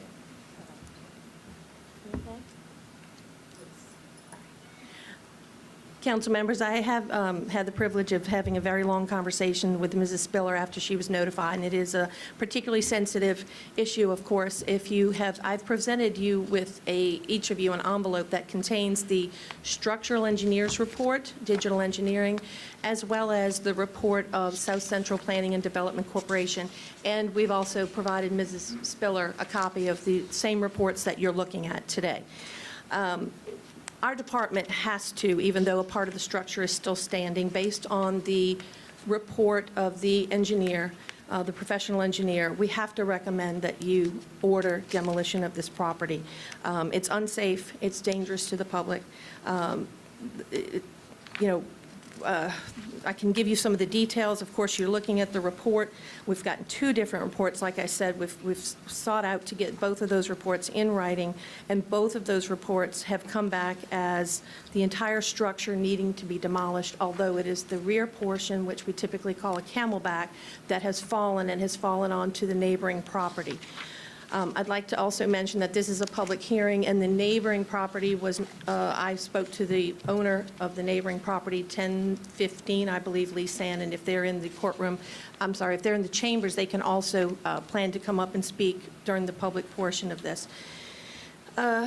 The professional engineer found that the structure was substandard by reasons of inadequate maintenance, dilapidation, and abandonment, and provided some additional information. He told us that the utilities had been connected, that recent effects from the Hurricane Ida had caused additional damage to the structure. He reported that various sections of the exterior siding are missing and thus exposing the interior to the elements. There had been evidence of termite damage, water damage to the structure's exterior wood, and of course, as you can see in your pictures, that portions of the structure had collapsed. He did note that portion of the addition is still standing, but it was his opinion, this is the professional engineer's opinion, that its lateral stability had been compromised and is in imminent danger of collapse.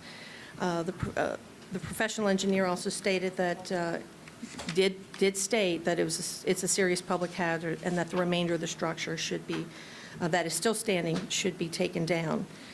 He recommended that the city take steps to declare 1009 Lee Sand Drive as a public nuisance, to have it abated by demolition and brought up to current city codes. But he did kind of opine that it was a serious public hazard. Once you ask any questions, council, and about the report or about the department's position and process to this point, you certainly can order that it be demolished or give Mrs. Spiller additional time in which to correct the violations if possible. I would ask, though, on behalf of the department and on behalf of the city administration, that it be a very short time frame. You will see in your pictures that the property, her structure is leaning, has fallen and is leaning on the neighboring properties. 334763 allows you to order that it's be demolished or removed within a certain delay. If repairs can correct it, give the owner of making such repairs the option of making such repairs, but in such a case, the general nature of the extent of the repairs to be made, the time frame, and the defects to be corrected shall be very clear. And whatever it is you order here today, I will go back very quickly, do an order, and give it to Mrs. Spiller. So the city is asking for a 15-day window in which to, after the effectiveness of your resolution, and then she has a 5-day time period which to appeal, and then I would ask thereafter that there be a 15-day time frame for her to demolish it. The city of Kenner also requested an estimate, just an estimate from one of its contractors, and it came back, it was $11,000 and some change to demolish this structure. Just wanted to mention that as well.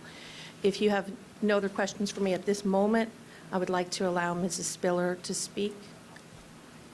Okay? And is anyone else in the chambers today here on Lee Sand Drive? Okay, I see Mrs. Melanie Sanders. And, sir, your name as well? Okay, you're also a neighbor? Okay. Come on up, Mrs. Spiller.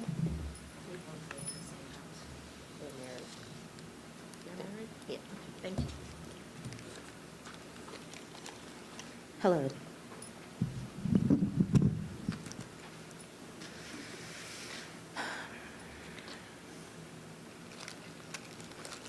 After viewing the aftermath of Hurricane Ida, I was thankful for what I had left. The original structure was still intact and the roof was still there. Many others were not so lucky. Imagine my surprise when listening to the city council meeting, my address is mentioned.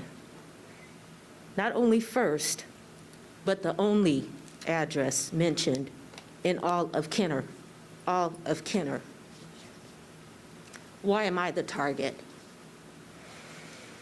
I have a letter from the Kenner Code Inspection that says my home is unsafe and dangerous, and that it's imperative that I immediately bring it up to code standards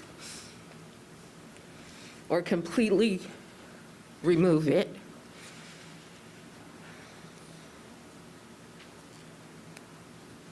I'm sorry.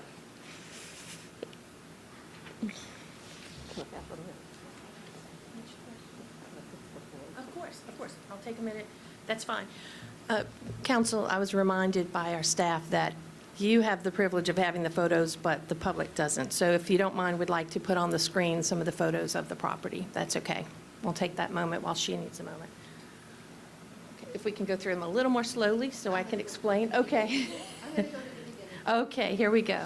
All right, this is the present. Can you see it as well, Council? Okay.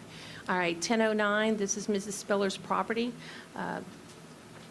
And then you'll see the side that was damaged, and the camelback is not very clear there, but there you go. You can see where it has fallen onto the neighboring property. What you see in the right of that photo with the air conditioner in the vent is 1015 Lee Sand. That is Mrs. Sanders that is here today. Okay. And these are the photos, this is the condition of the property that was observed by our structural engineer as well as our CBO with South Central Planning.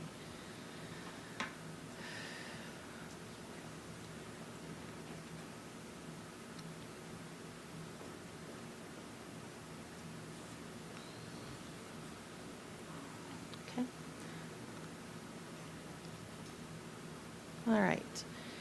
So at this time, if Mrs. Spiller is ready, if not, I'll ask, I'm sorry, Council President, would you like to ask anyone else in the audience if they'd like to speak on this issue? Well, since Ms. Fuller already started, let's see if she wants to make any further Thank you. comment. Thank you. Are you okay?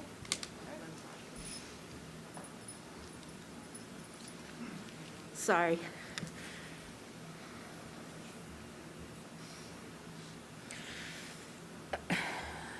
I received a letter from Kenner Code Inspection that said my house is unsafe and dangerous and that it's imperative that I immediately bring it up to code standards or completely remove it. Kenner City Hall took quite a hit from Hurricane Ida. It's unsafe and it's dangerous. That's why we're having this meeting in a shopping mall department store.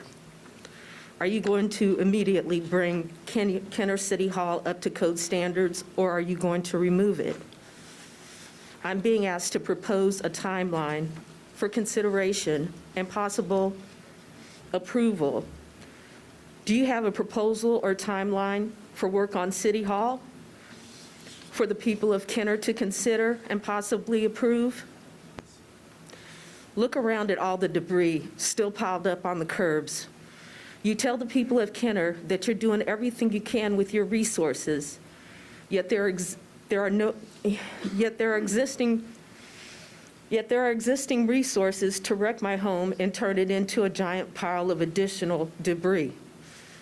When discussing Kenner City Hall, it's been said that it could take months or even years.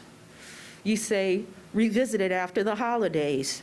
You ask for time, you ask for patience.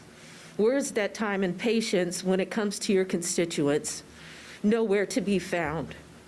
Quite contrary. When you ask for patience and tolerance, you seem to reward those with the least patience and the least tolerance, those that complain the loudest and the most frequently, those that care only about themselves, those that are the least kind. Those are the ones that are rewarded. People like myself that are just trying to exist and push through this difficult time are not offered solutions, but threats of demolition and liens.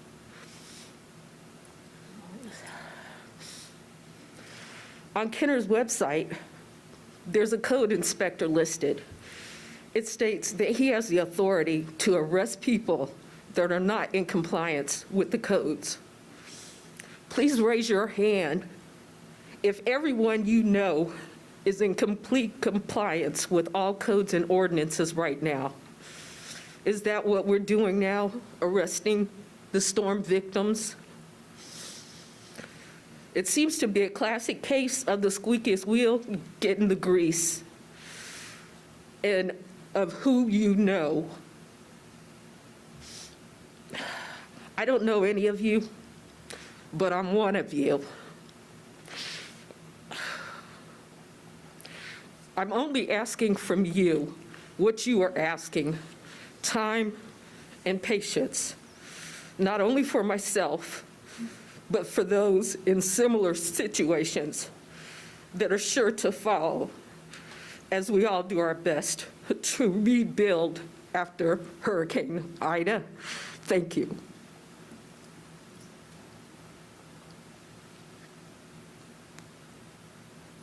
Is there anybody else from the public wishing to speak? Mr. Morello? Al Morella, 4260 East Loyola Drive, 5th District, 49 years. First of all, I want to say this.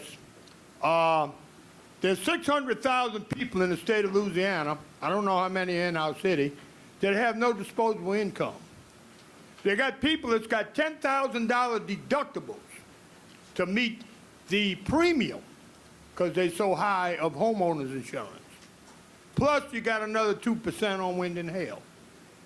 I think we need to get Mr. Donlin down here, Jim Donlin down here, and we need to find out what he plans on doing to rein in these burglars and these thieves. Now, we got volunteer workers all over this area.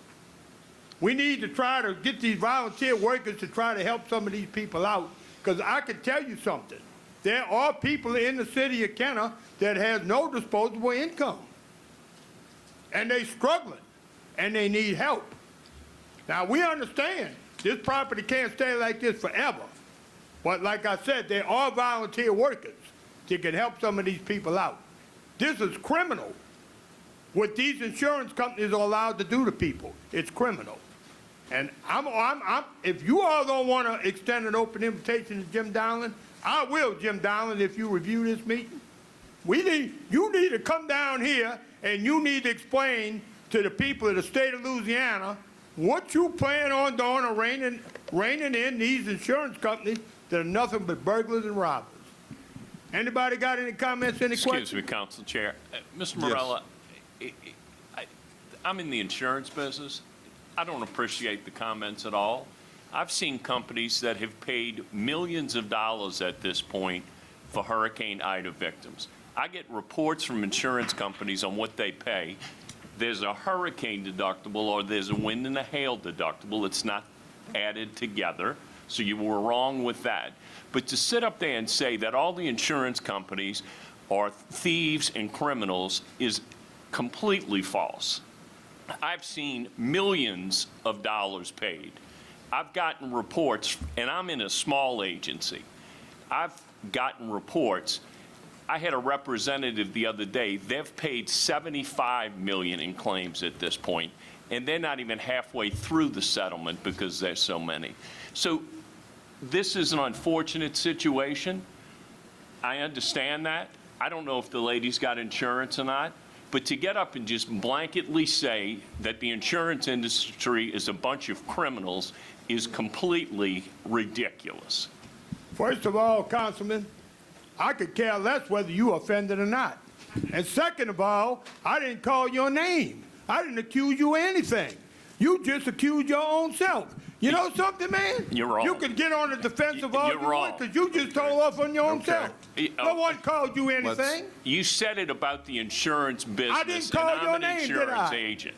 Did I call your name? Mr. Morello, if you tone it down just a little bit. Did I call your name, Councilman? Did I accuse you of anything, Councilman? Why don't you finish your comments, Mr. Morello, because I'm sure the city is just waiting for more words of wisdom. You told off on your own self. All right. Thank you, Tom. Councilman Wilmot, by the way. Next, name and address, sir. My name's Kathleen Scaruffi Kelly. Thank And in you. reference to what's going on with this lady's house, I am requested to speak at the end on some things that I have concerns on. But I do have a lot of issues with the code department in Kenner. I've lived in Kenner 64 years. I came here when I was 3 years old. Mr. President, can we stay on the topic of this? But this is the agenda? topic, sir. No, about 1009, if your comments are related to. It is related. Okay. Go ahead. We have a building that Gendusa that belongs to the city of Kenner that burned down last year in Rivertown. I would just like you to tell me why code doesn't see that. That's your building. That belongs to the city of Kenner.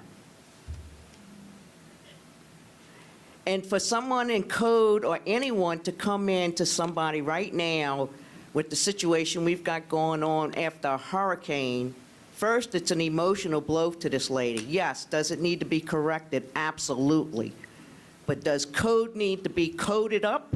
It definitely needs to be fixed, because I call code 8 to 10 times a year in my subdivision, and then I have to go to those places and follow up, which did not get done. And when you do find them and they're riding around, I'm wondering, what are they looking at? Because you can see everything that's wrong with the city of Kenner. That's all I got to say. Thank you. Thank you, ma'am. Next, name and address, ma'am.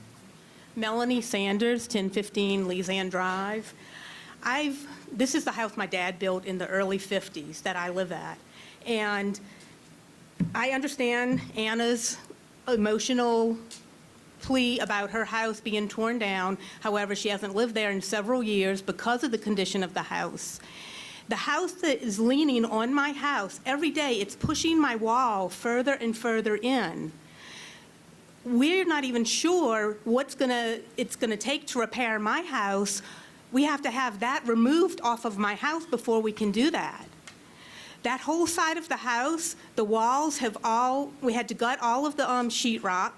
We have no walls on that side of our house. Thank goodness it is a big house. We live in the other section now. But just this little cold snap that we got with no walls, can you imagine how cold your house would be? All I'm asking is that it's removed from my house. We even offered in the beginning to pay for it ourselves, and she refused us access to remove it from our property.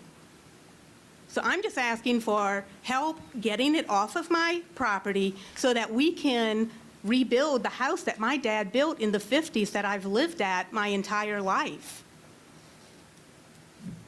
So that's all I'm asking, is help from you guys to say, yes, this is a nuisance. And there are animals. Raccoons are coming in and out of it, I'm seeing. Cats are going in and out.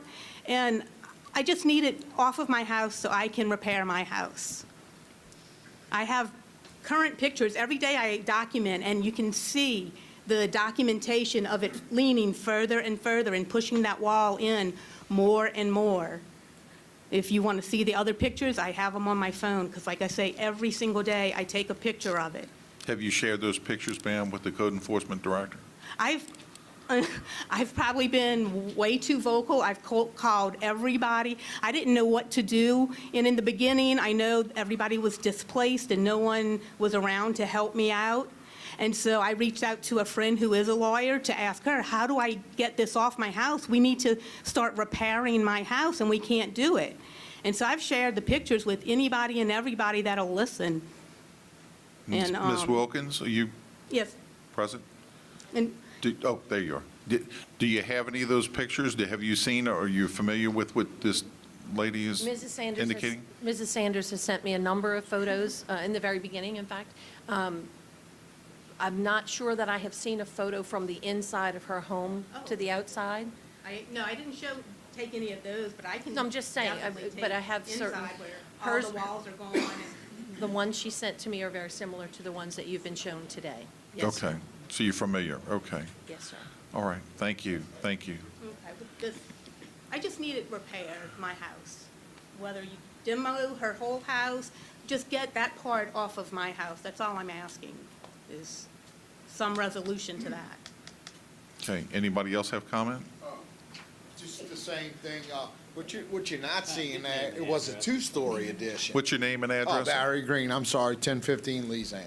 Okay. Yeah, it was actually a two-story addition, and it's compiled, and every day it's structurally tearing up our house, the house that we live in together. And I offered to get a contractor and just take it off of my house, and we'd pay for it. I'll still pay for it. I don't have any problems with paying for it. I don't want to see her house get torn down, but I would like the property off of our property, and that's all we want to see done. You know, every day it was two stories, so now it's And every day it's pushing more and more and more and more. More damage is being created. We might have to ultimately tear our house down because of destruction. You know, that's all. We just want, we want some, it's going on month number 3 here as far as the storm. Thank you. Council, you finished, sir? Yes, sir. Wait, just one second. Who's Councilman live? Segura? Yeah, go ahead. No, Councilman Segura, you have a question? Not for you, I had for Ms. Wilkins. Okay. Okay. Ms. Wilkins, if you, Oh, I'm sorry. The pictures that you're giving us, these are after Katrina. Do you have pictures before Katrina? I know you do, sir. That's right, yes. I do have on my computer a Yes, ma'am. photo that Mrs. Sanders provided with her and her family in the pool that I did not submit, but in the background of the picture is the 2-story, and that's the 2nd story. It shows clearly the camelback, because from the front, it's a small wood frame home that you don't think of it as, being a second story that has fallen, but that, you look at it today, if you drive past it, you'll just basically think it was a 1-story that's been damaged, but in fact, it was a camelback that literally fell this way. So looking at it from street view, it just appears to be a 1-story. And that was one thing I was going to point out.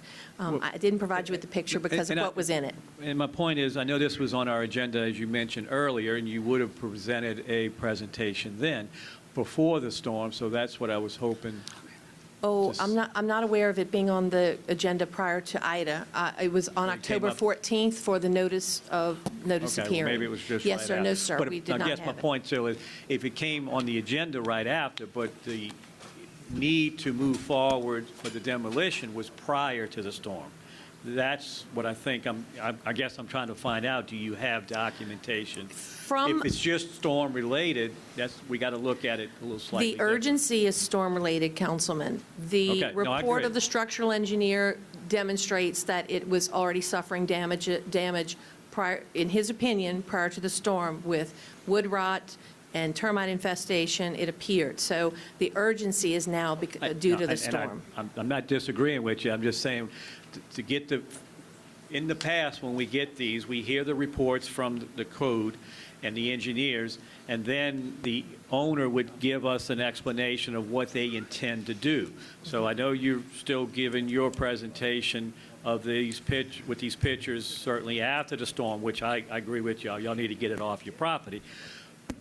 But has Ms. So Fuller Ms. or Spiller whatever may they- be able to, I did urge her. Has she given any indication what her intent is? No, I told her to be sure to come here prepared with a plan, a specific plan that could assist you all in making a ruling Well, today. that's what I'm waiting to Otherwise, hear. you're going to hear what I have to recommend. No, I hear you, And she that's- did allude to that in her presentation, that she's being asked to set out a plan, because I did ask her to do that. Ms. Spiller? Ms. Fuller? Ms. Spiller, I just wondered if she had a specific plan, because I did urge her to do that today, for you today.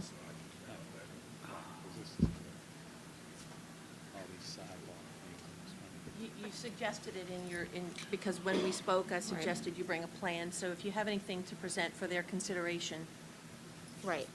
First of all, I'd like to say that I really do not have a problem with whatever's leaning on her house to be taken off of her house. That's not the way it was presented to me. It was presented to me such that they wanted access to my property, to go onto my property, to do whatever that they needed.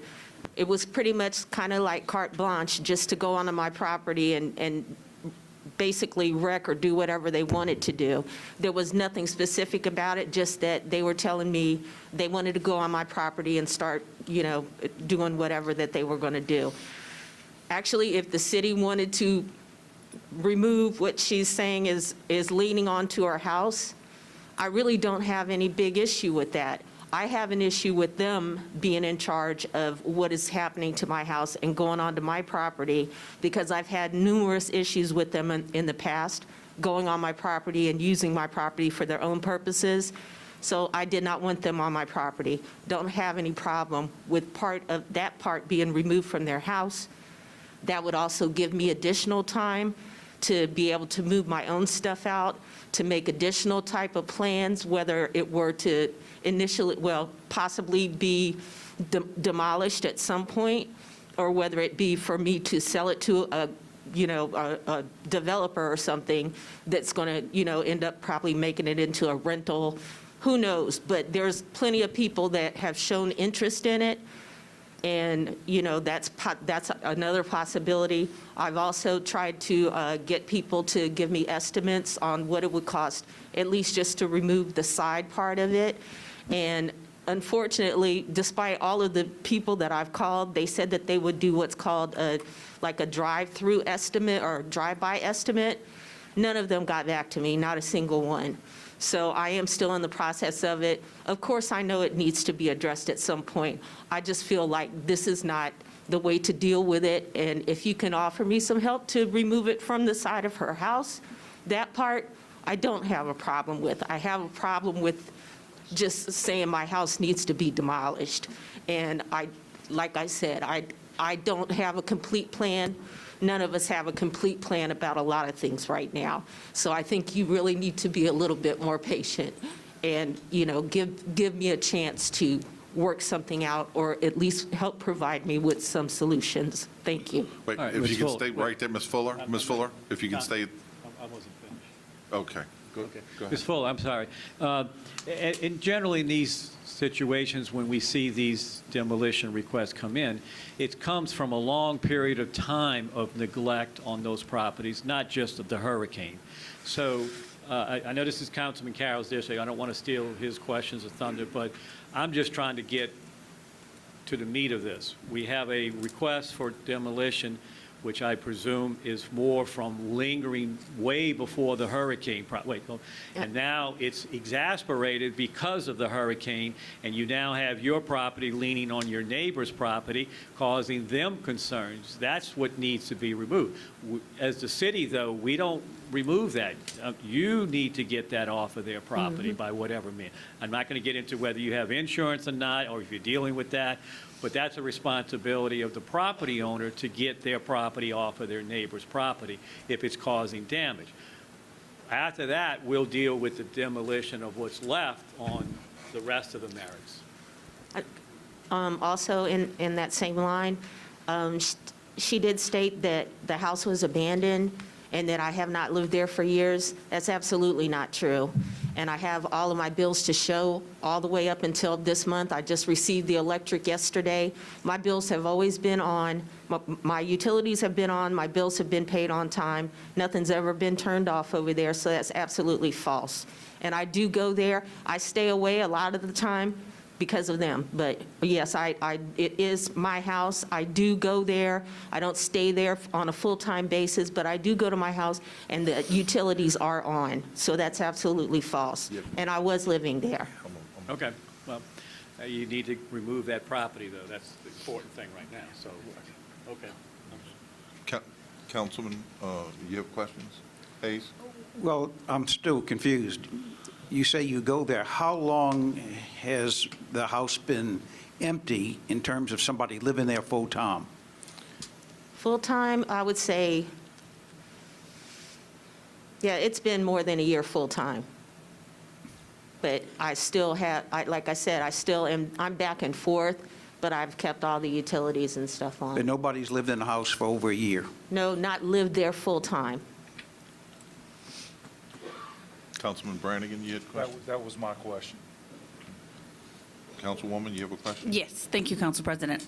My question is, and I guess it's either a question for legal or for the code director, is more directly is if her part of her home is not on her property anymore and is on another one's property, isn't it if my neighbor's house fell on my house, I would think it is my right to remove that piece of the home off of that property, right? So to me, if it's on my property, I could touch it, I could move it, I could get it off, right? So is that a proper understanding? Or I guess I just want to make sure I understand what, I know I can't go on my neighbor's property and steal their trash can, but I can certainly go on, and if their trash can is, and move it to theirs. So, that's obviously a simple understanding, but please just elaborate and help me understand that nuance.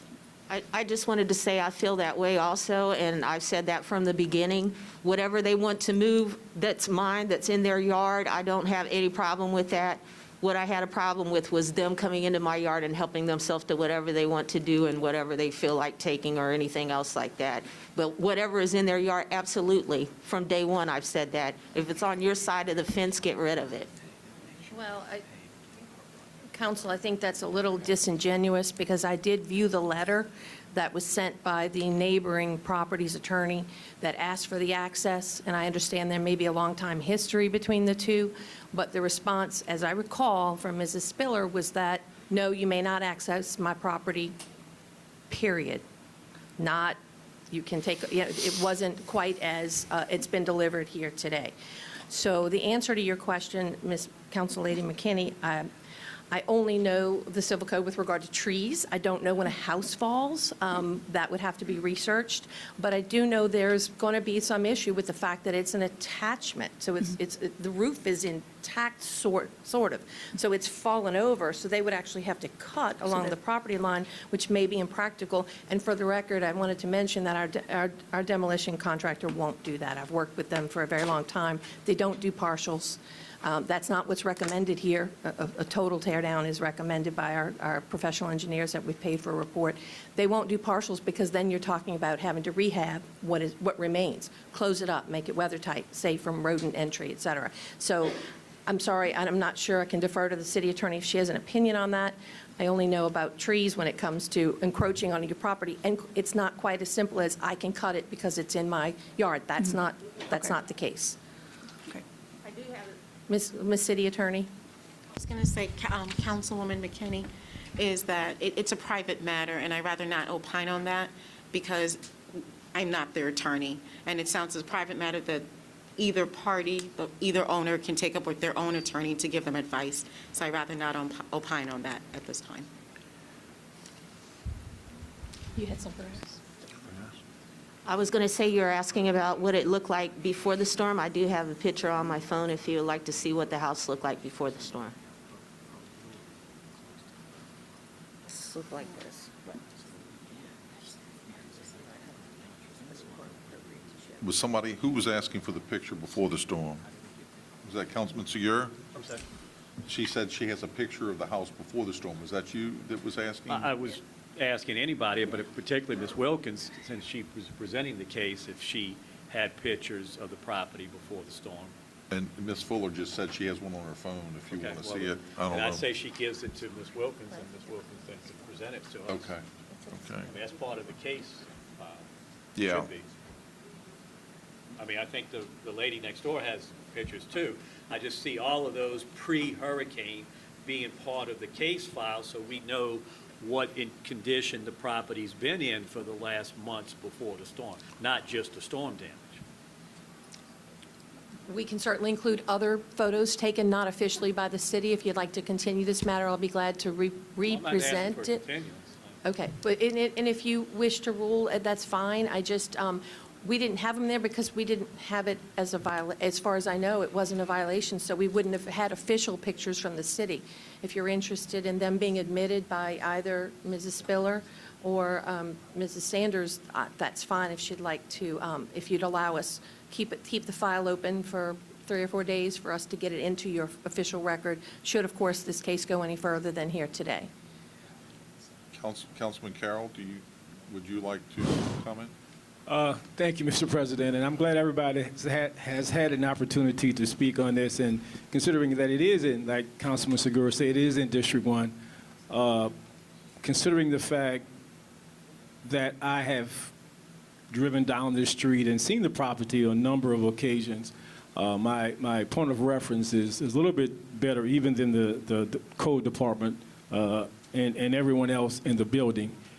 Also, Ms. Spiller, thank you for coming today. I understand your position and how attached, even though it's a personal item or facility that one has to it, because we all have that to our home. But also, we always must consider what our personal property or things are to other people who live in the neighborhood. The reality is, Hurricane Ida disturbed many of our lives. It is affecting many of our properties, and we're in the process of getting it done. But based on the pictures that has happened, and my remembering the property before Hurricane Ida, this has been a nuisance and an eyesore for many years. In my opinion, I don't believe anyone has lived there over 1 year. Not within the last year, within the last 2 or 3 years, someone has lived there on a constant basis. I just don't believe that. Maybe someone has, but I don't believe that based on going down the street. The reality today is, and I've been on the council a little bit longer than most of the people here. I've had to deal with this. The empathy, the support that I have always stressed is that the city of Kenner is not in the business of making people jump through hoops or do things. The mayor, the administration, the council, we have never, ever done that. We have always opted on the side to support. The reality is this property is encroaching on someone else's home. That is the reality. We have to address that. Just like anyone here would not think twice about understanding if something falls on your home, it has to be addressed. And to comment on Councilwoman McKinney about the person personally trying to take it off, well, you put yourself in the liability position. You try doing something and other things happen, now you own this. So it is not wise to do it unless the court orders it or something like that. It is the responsibility of the property owner to address that. My personal opinion is, from that slab, from those pictures, whatever the code director recommends, the length of time needed, that area has to be done within that time period. Now, we can look at the other structure, the main house, give it a little bit more time, but not the part that's leaning on their home. We have to, today, put it on the record to say within the allotted time to get that removed. And so when, say, the city of Kenner can't go on and do it, it has to be the property owner. And I hope my comments Ms. Spiller, aren't taking in a negative or aggressive way, but you can understand how you would feel if the situation was different. I have not, don't know either party. I'm not siding with anyone. As a homeowner, as a person that owns property, of course you're going to feel a certain way. So my recommendation is, through the code for the council, is that portion of the home that's encroaching on the other properties, we put into place something within the allotted time to get that removed. We give Ms. Spiller 30 days to look at how we're going to address the main property and to come up with a plan.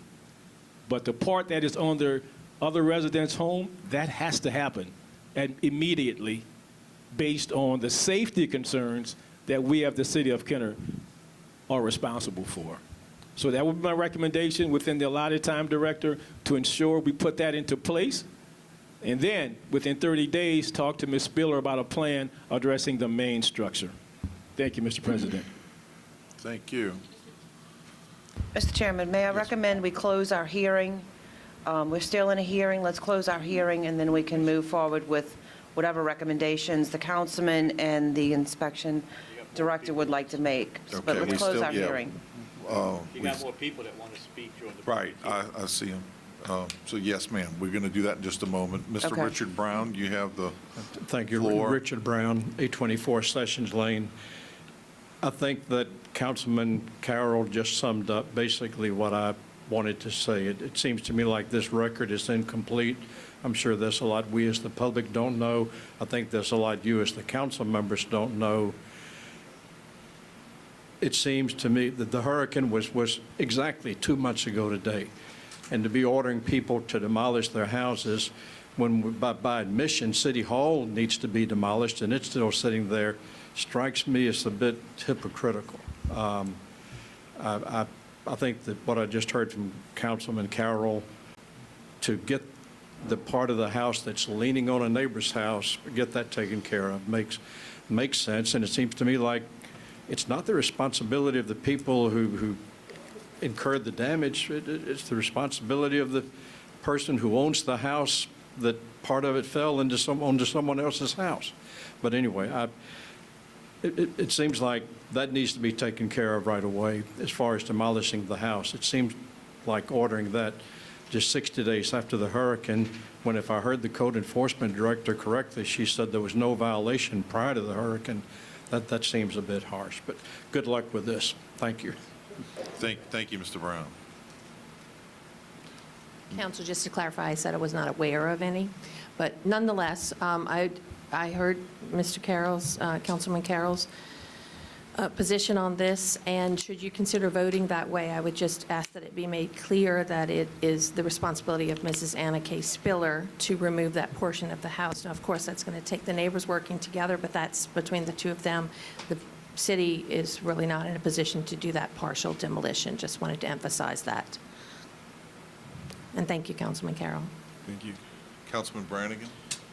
Ms. Wilkin, what time frame is in the code to take this, the stuff that fell on the other people's house out? I mean, is it Not clear. 5 There is days? none. No, she has an appeal right for 5 days after your order. Okay. After the effectiveness of your resolution ordering. But there is no time frame. The Department of Inspection and Code Enforcement was praying for 15 days, and I think that's the time frame that Councilman Carroll was saying. So it would be 15 days following the effective date of this order. Okay. After her 5-day appeal period. So it's going to be in under a month. That would need to be removed. I would ask that we set this matter and serve Mrs. Spiller in here today for your council meeting approximately. Councilman Carroll, did you say 30 or 60 days out for a plan for the remainder of the structures? 30 days for a plan, Okay. and I will agree with you, Director, that the requirement is 15 days plus her 5 days. So I would agree to say 30 days to remove it. Hard 30 days to remove it, and then give her 30 more days to come up with a plan to you about her availability, resources, and all of that to address based on the report, and based on that, what we have to do. Okay. We're actually getting a little bit ahead of ourselves. We're still in a public hearing, so. Well, I just wanted clarity for the Director. Yes, sir, I know.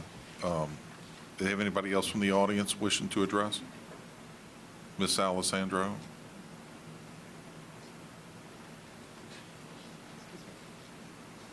Name and address. Stacy Alessandro, 3309 Chateau Boulevard. Unfortunately, I missed the first part of the presentation because I had to go outside to take care of some business. But can somebody just answer a couple questions? How long has this been going on? Is this all 100% due to Ida, or is this? Did I hear that it was from Katrina originally, or just can somebody just tell me just the dates of when it first started? Ms. Nobody knows? Wilkins? The damage that has been shown to the council today, that where the camelback, the rear portion of the house, collapsed and fell onto the neighboring property, occurred sometime during the events of Ida. Okay, thank you for that. So my question would be, okay, we can't, like y'all said, we cannot have somebody's house leaning on somebody else's house. That just cannot happen, and it has to be addressed today. I mean, that's just common sense. I would just ask, and I don't know how this works, but if the homeowner does not have the funds to demolish, we're asking for the damaged portion now and then address the rest later. If the homeowner doesn't have the funds, that's very, very expensive to do.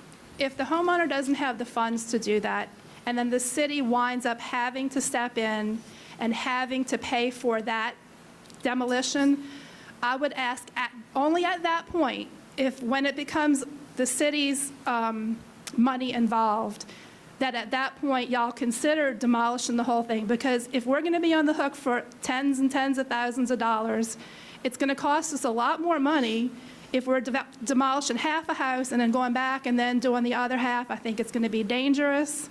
And then not to mention, it seems like the property would have to be sold eventually for lot value. I don't know what the value is because I don't know the address of the house, but there is a possibility in the end, if we've spent $20,000, $30,000, $40,000, $50,000 demolishing this house, that the city, even if it gets sold, will never recoup our money. So I would ask you to please, if the city gets involved with taxpayer dollars, to please do it as efficiently as possible.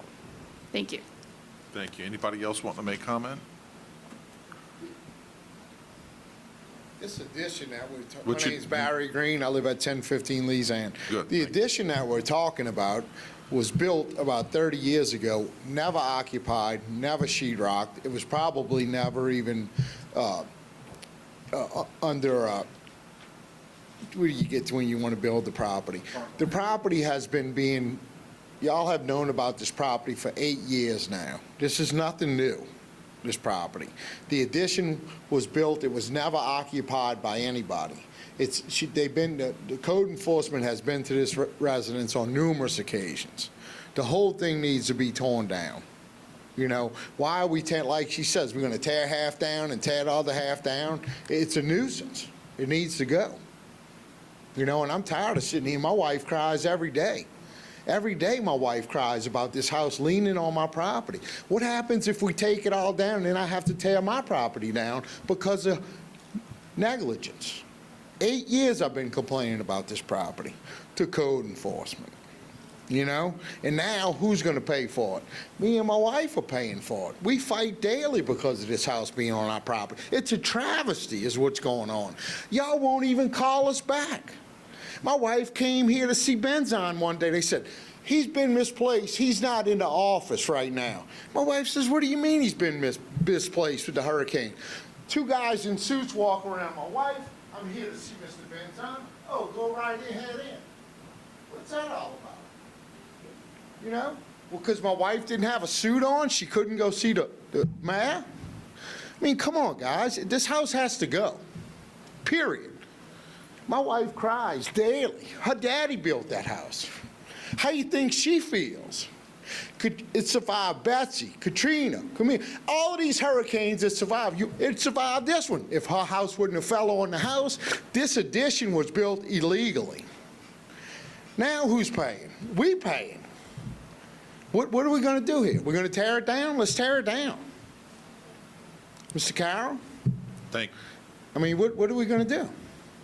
Mr. President, first, Mr. Sanders, you say all of us, no one came out. I want to correct you. No, I didn't want, you know. I did speak with code enforcement has yet to call me Mr. back. Sanders, let me. I'm sorry, I got speak. excited here. I'm sorry. I understand. You know? I did speak with you on the phone, your wife. I did come out. We talked Yeah. about it. I think we've talked about it. Yeah. My position is that by the law, by the director, we have so many days. I understand we have that. to. I understand. I had to hire an Mr. attorney. Sanders, let me. Go ahead, Mr. Carroll. We have to, by the law, give Ms. Spiller due process. But what about my property? So I have to suffer because of due Mr. process? Sanders, if I'm speaking, when you spoke, I never Yes, sir, interrupt you. you're right. Every time I I start. lost it. I want to apologize. Go ahead. Okay, again, as the director stated, we have to give Ms. Spiller due process. We cannot just simply go in and do something as the city, not the mayor, not anyone. We have to give her due process. My suggestion is, based on the director, whatever that due process is 17 plus 5, I'm saying 30 days, hard days, that it has to come down the part that is encroaching on your property. It has to come down. Thank you, sir. And then for the director to reassess the other structure, give her 30 more days to figure out what her plans are to improve that property, so that won't become an additional burden on your family. Thank you, sir. We're not forgetting about it. I understand the passion, and I'm not trying to digress on that. But I believe this is the course legally that we have to do. All right. And I hope you can appreciate that. Thank you, sir. Thank you. Thank you, Mr. President. Mr. President, if I might I? Yes. Mr. Green, once he shot his ire at you and then explained that, no, I did call you back, then he said it was code enforcement that was not responsive. In fact, Mrs. Sanders was in the city of Harahan having lunch, screaming about this property, and someone overheard her and asked her if she would like to speak with me about it. That person called me, and I proceeded to call her. So your Department of Inspection and Code Enforcement is not at all, being non-responsive. In fact, we're being proactive. So just to clear that up, he then shouted, Department of Inspection and Code Enforcement was the problem. That's not the problem. We are being responsive. I hope you realize that. Thank you. Anybody else wishing to speak on this matter from the public? Mr. Brannigan, Councilman Brannigan. If the people that own the house that the the other house is leaning on agree to take that off, I think that would be a good move. If they still agree to do that, if they could get together with this lady and get it removed a lot quicker than 30 days, because obviously it's damaging their house. So I think that the two homeowners should get together and work on this. Once we put 30 days in, it could take 30 days. It's got to be done by 30 days, but I think it's really important to have this stuff taken off of the person's house that it's leaning on, okay? So I would hope that they could work together to work that out, to get that stuff off, and then we deal with what is left Yes, sir. In 30 days. May I comment on Councilman Brannigan? Yes, please. Emphatically disagree with Councilman Brannigan saying that the property owner, that the leaning part, I don't believe they should get involved with that. We as the city have to make a decision. It is a responsibility for us, for the safety portion, for the person to correct the safety. Once they correct that, that will take care of the part that's leaning on the person's house. So it's the owner's responsibility to address that. Because as we've seen, the relationship there is not something that they've been able to talk about without things blowing up. And I just think they're past that, trying to work together. We have to make a decision today within the law, the property owner to alleviate the safety concerns, and then within the 30 days for us to find out about the main structure. That is my request to the council, to the director, 30 days to have it removed, the safety portion that we consider a safety portion, and then 30 more days for her to come up with a plan for the main structure. Thank you. Thank you, Councilman Carroll. Okay, I guess as far as public comment, we're complete. No other comments? Okay. Madam Clerk, if we can close the public hearing. I have a motion by Councilmember Carroll, seconded by Councilmember McKinney to close your hearing. Council members, please vote. Councilman Segura? Yay.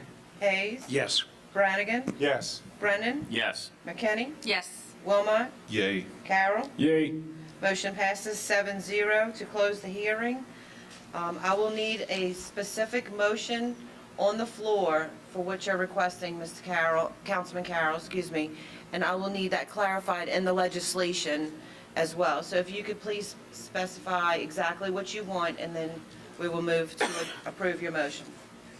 Councilman So- Carroll, I did write as you were speaking. Thank you very much. Would you like me to make that If you motion? can regurgitate it, I would appreciate it. Councilman Carroll will move that Anna Karina Spiller remove the portion of the structures that are encroaching on the neighboring property within 30 days of today's hearing, subject only to hard delay for appeal and for the effectiveness of this resolution.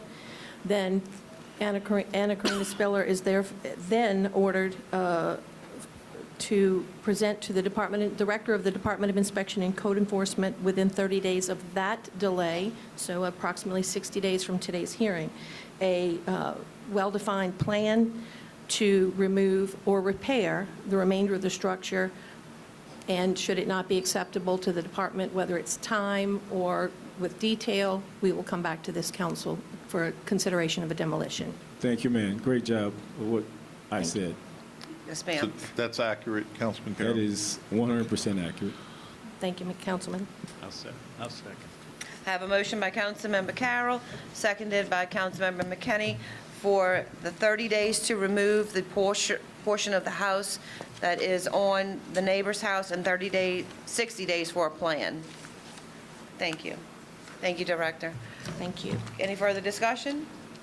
Council members, please vote. Councilman Hayes? Yes. Councilman Brannigan? Yes. Councilman Brennan? Yes. Councilman McKinney? Yay. Councilman Wilmot? Yay. Carroll? Yay. Segura? Yay. Motion passes 7-0. Thank Item you, council 9A members. is ordinances for the sale, purchase, transfer, lease, and/or alienation of a movable property. We have none. Item 10 is opening of bids. We have none. Item 11 is reclassification of zoning for final passage. Item 11A is a public hearing regarding summary ordinance number 12,905, an ordinance amending ordinance number 11,062 adopted by the City of Kenner, Louisiana on March 17, 2016, entitled Unified Development Code of the City of Kenner, Louisiana, for the purpose of amending Article 6, zoning, and adding a new zoning district designated as Section 6.17, Laketown Gaming District, for the purpose of adding land-based casino gaming and associated uses as permitted uses in the city of Kenner, and rezoning plots A-3A and A-2-3B, Highway Park, Kenner, Jefferson Parish, Louisiana, from LD, Laketown District, to LGD, Laketown Gaming District, to allow land-based casino gaming and associated uses on those parcels, which property is owned by the City of Kenner, and authorizing the empowering the planning director for the City of Kenner to alter and amend the official zoning text and official zoning map in accordance therewith.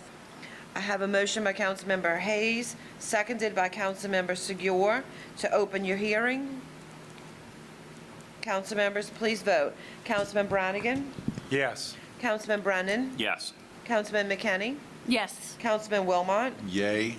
Carroll? Yay. Segura? Yay. Hayes? Yes. Motion passes 7-0 to open your hearing. I believe that the Planning Department has a presentation, Mr. Chairman. Please, if you will, sir. We do. Thank you. The owner applicant of the property, the City of Kenner. The site fronts Williams Boulevard.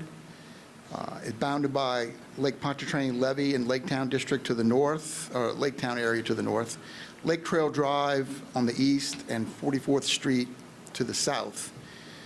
Plots A-3A and A-2-3B currently leased to Boy Gaming as to use parking for the Treasure Chest Casino, and the property is zoned currently Laketown District. On August 19th, we held an early neighborhood meeting for this case, invited approximately 25 surrounding property owners, as well as a few other residents that Councilman Hayes suggested we invite. Roughly 20 people logged into the Zoom conference. We heard a lot of comments. Generally, the main thrust of those comments were related to the proximity of the casino to residential development. The Sugar Mill Apartments are located to the south, abutting the property, and the Lake Trail neighborhood on the southeast. At the meeting, we assured everyone that we would address those concerns when we finalize the ordinance. So there's essentially two components to this process. The first was creating a Laketown district or Laketown Gaming District that would allow land-based casino gambling. As you know, the legislature passed legislation to allow casinos to move to a land-based site within 1,200 feet of their existing location. So that was the first part, to create a district that would allow land-based casino gaming, and then to rezone the two lots that are leased by Boyd Gaming, which is where they would like to move to that new Laketown Gaming District. Included in the to address the main concerns we heard, we did three things. First was to require that any building built in the Laketown Gaming District that is larger than 25,000 square feet would require a conditional use permit, which means they would have to come to the planning department with their plans. We would then go to the planning commission and then to the city council for approval. So there would be a full public review process. Now, you may think 25,000 square feet, that's not a lot. That's the current requirement in the C2 district. Anytime a commercial building in C2 is larger than 25,000 square feet, they need to come through us for a conditional use. As an example, the existing casino, the Riverboat, on their website, they advertise it as only 25,000 square feet. So I think it's a given that they will be building something larger than 25,000 square feet. I have no idea what their plans are, but I believe that's almost a sure thing. So we're going to definitely be able to review what the building's going to look like. The other concerns related to the proximity to the residential development. So we did two things. We requiring an 8-foot solid wood or masonry fence anywhere the property, anywhere along property lines that abut the casino lots. So regardless of where it is, they're going to have to fence it in. And then particularly to the setbacks, we're requiring a 100-foot rear and side yard setbacks where a lot with a casino abuts a residentially zoned or used lot. So as an example, the Sugar Mill Apartments, right now their buildings are about 65 feet from the property line. This casino can't be built closer than 100 feet to their property line. So you're looking at about 160, 65 feet between their buildings and the casino. And I think that was acceptable to everyone. When we had the Planning Commission meeting, we only had one person show up to comment, and the Planning Commission did recommend approval. That concludes the presentation. If y'all have any questions or... Councilwoman? Yes, thank you, Council President. Thank you, Ms. Director Dufour. My question is the one person that showed up to the Planning Commission, were they for or against, and what were their concerns? They were really not for or against the casino. It was Mr. Francione, and he lives across from the sugar mill, and he was just there to discuss like the process. Okay. That was really his. If he had said something that was either, particularly if it would have been something that would have been said against it, we would have updated the zoning report, and it would have been reflected in my presentation. But he was the only one that showed up. And, just to be clear, in addition to the early neighborhood meeting, we then sent certified letters to the same people that we invited to the early neighborhood meeting. So there was no ambiguity as to whether or not the people who were directly affected were aware that the Planning Commission was going to hear the case. Thank you for your thoroughness. Thank you. Councilman Hayes? Yes, sir. I do want to personally thank you for your work in setting up that buffer zone. That was really important to making this happen. Thank you. Anybody else? Ms. Stacey Alexandra? Oh, you finished? I'm sorry. Oh. Mr. Dufour, you finished with your presentation? Yeah. Okay. Name and address? Hello, Stacey Alessandro, 3309 Chateau Boulevard. I originally wasn't even going to speak on this item, but now listening to the presentation, I do have some questions. For the record, I am in favor of land-based casino in Kenner, but I'm pretty civically active, as most of y'all know. I don't feel like this was advertised enough. This is a big deal. This is a huge deal for Kenner. The fact that only 25 people, maybe the law only required those 25 houses, residents, I don't think that was enough people in the immediate area to be notified directly. The fact that 75, 80% of the people who were notified actually went to the meeting, that's a big number of people to go to a meeting. I would just like to know, all I'm saying is I would like to know more before this is a done deal. I think more residents need to be made aware of it. 100 feet is, if you're going to have a casino in your backyard, lights, sounds, gambling, people, all that, 100 feet is not, it sounds like a lot, but think about how big your backyard is. Most people's backyards are more than 100 feet. So literally, that's how close a casino can be to some people's backyards. We don't have land-based casinos right now. The casino itself is floating on the water somewhere. It's not in somebody's backyard. To have it now brought into a residential neighborhood, even though it's going to be zoned for a casino, I mean, this is a huge deal, and I don't think it's been discussed enough. And I would like for it to move forward, but I think we need a lot more information. A 6-foot-tall fence, to me, I mean, it's something, but if I'm one of those residents, I mean, that's not going to really help anything. I think we just need to know a whole lot more about the building itself. How is it going to impact the neighborhood in general, the city in general? I want this to go forward, but I'm just asking, is there another process that we can do to get a little more information out? Are the people going to be able to vote on this? I mean, I know the legislature allows it, but is the city of Kenner or the residents going to be able to vote on this particular building or not? I just don't feel like there's enough input from the public right now. So I just want y'all to consider that. So thank you. Thank you, Ms. Alessandro. Anybody? Mr. Dufour? Yes. I just want to, a couple of things. One, it is going to be an 8-foot fence, not 6, so it will be 8. We did have residents who are directly impacted from the casino in the meeting. We invited everyone from the Lake Trail neighborhood whose backyards back up to the casino. And that's part of the reason why that 100-foot buffer is in there, is because those were some of the things that were brought up. I mean, we tried to address all the concerns that were mentioned, and the Councilman Hayes attended the meeting as well, and he can tell, you know, based on what we heard, this is, I think, an ordinance that impacts and addresses those issues. I also want to make sure that we're clear. This does not mean the casino is going to break ground if this ordinance is adopted, like, you know, in 17 days.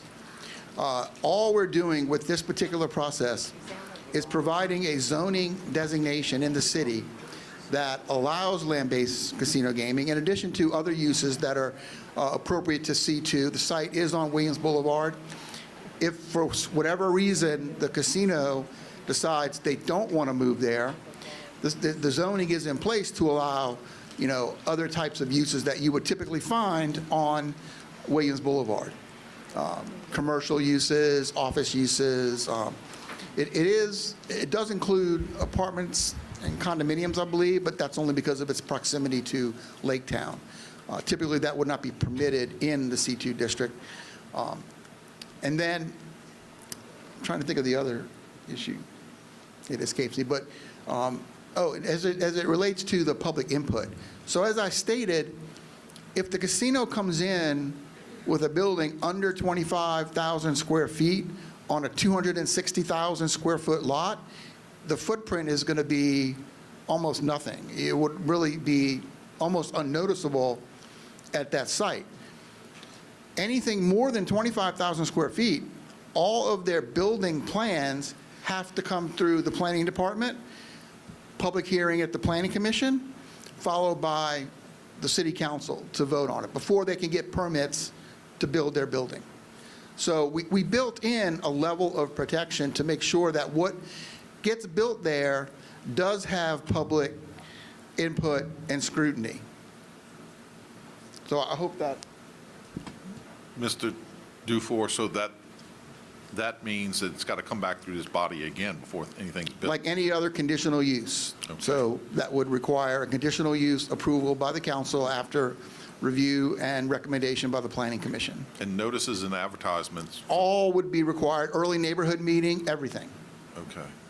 And just curiosity, for this legislation, did we do notices and advertisements? Absolutely. Okay. How many notices went out, or what's required? The state requires we send out notices to every homeowner within 250 feet of the property. It's really, when you look at a map, and I had one up a few minutes ago, you can see that really it only impacts Lake Trail.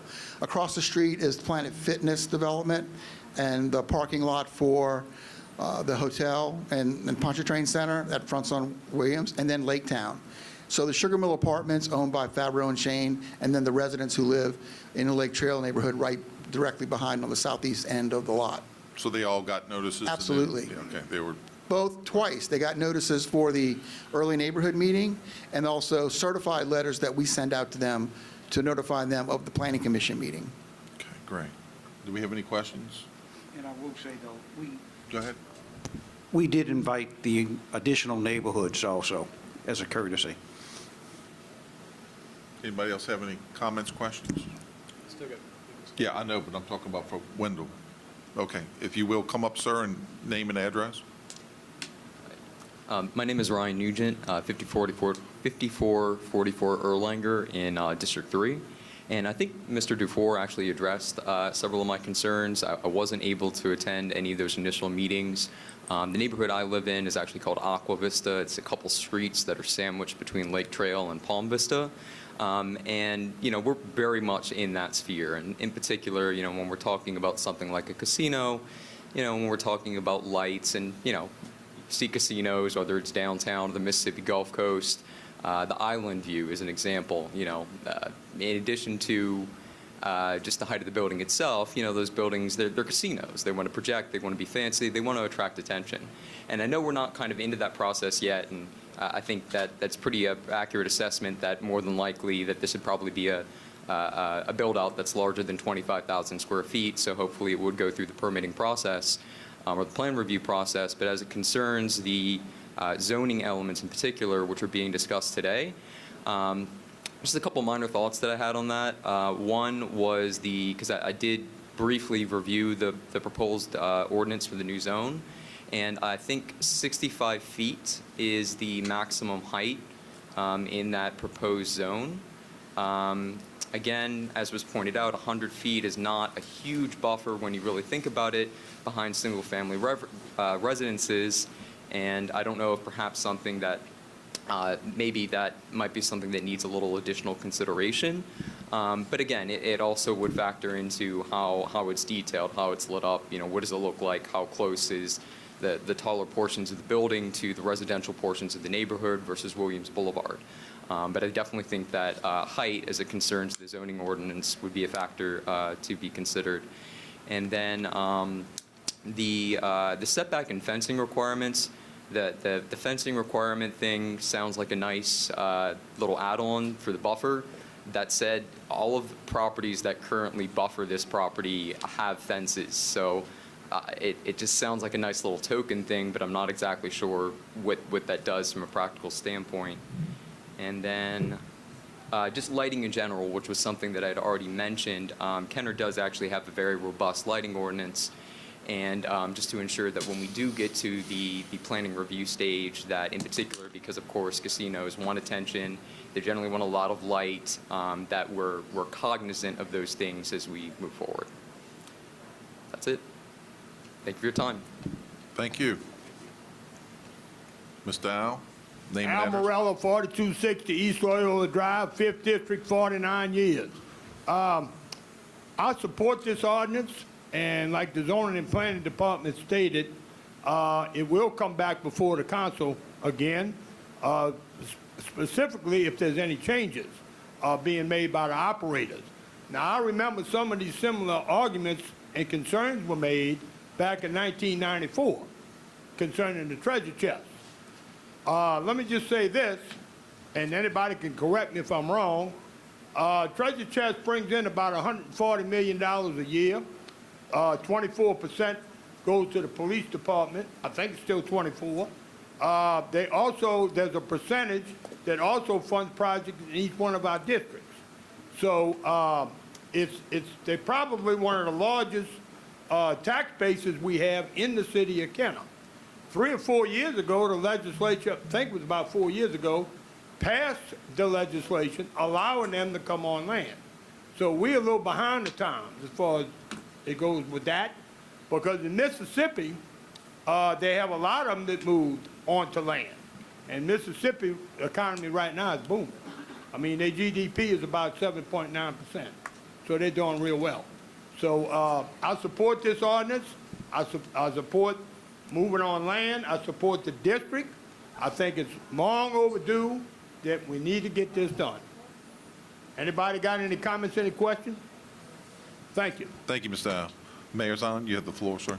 I just want to, Councilman Hayes knows this, and I think the at-larges know this. In speaking with Treasure Chest, they have a plan, and their plan is to start construction in the second quarter of 2022. So just next year, they'll be starting construction.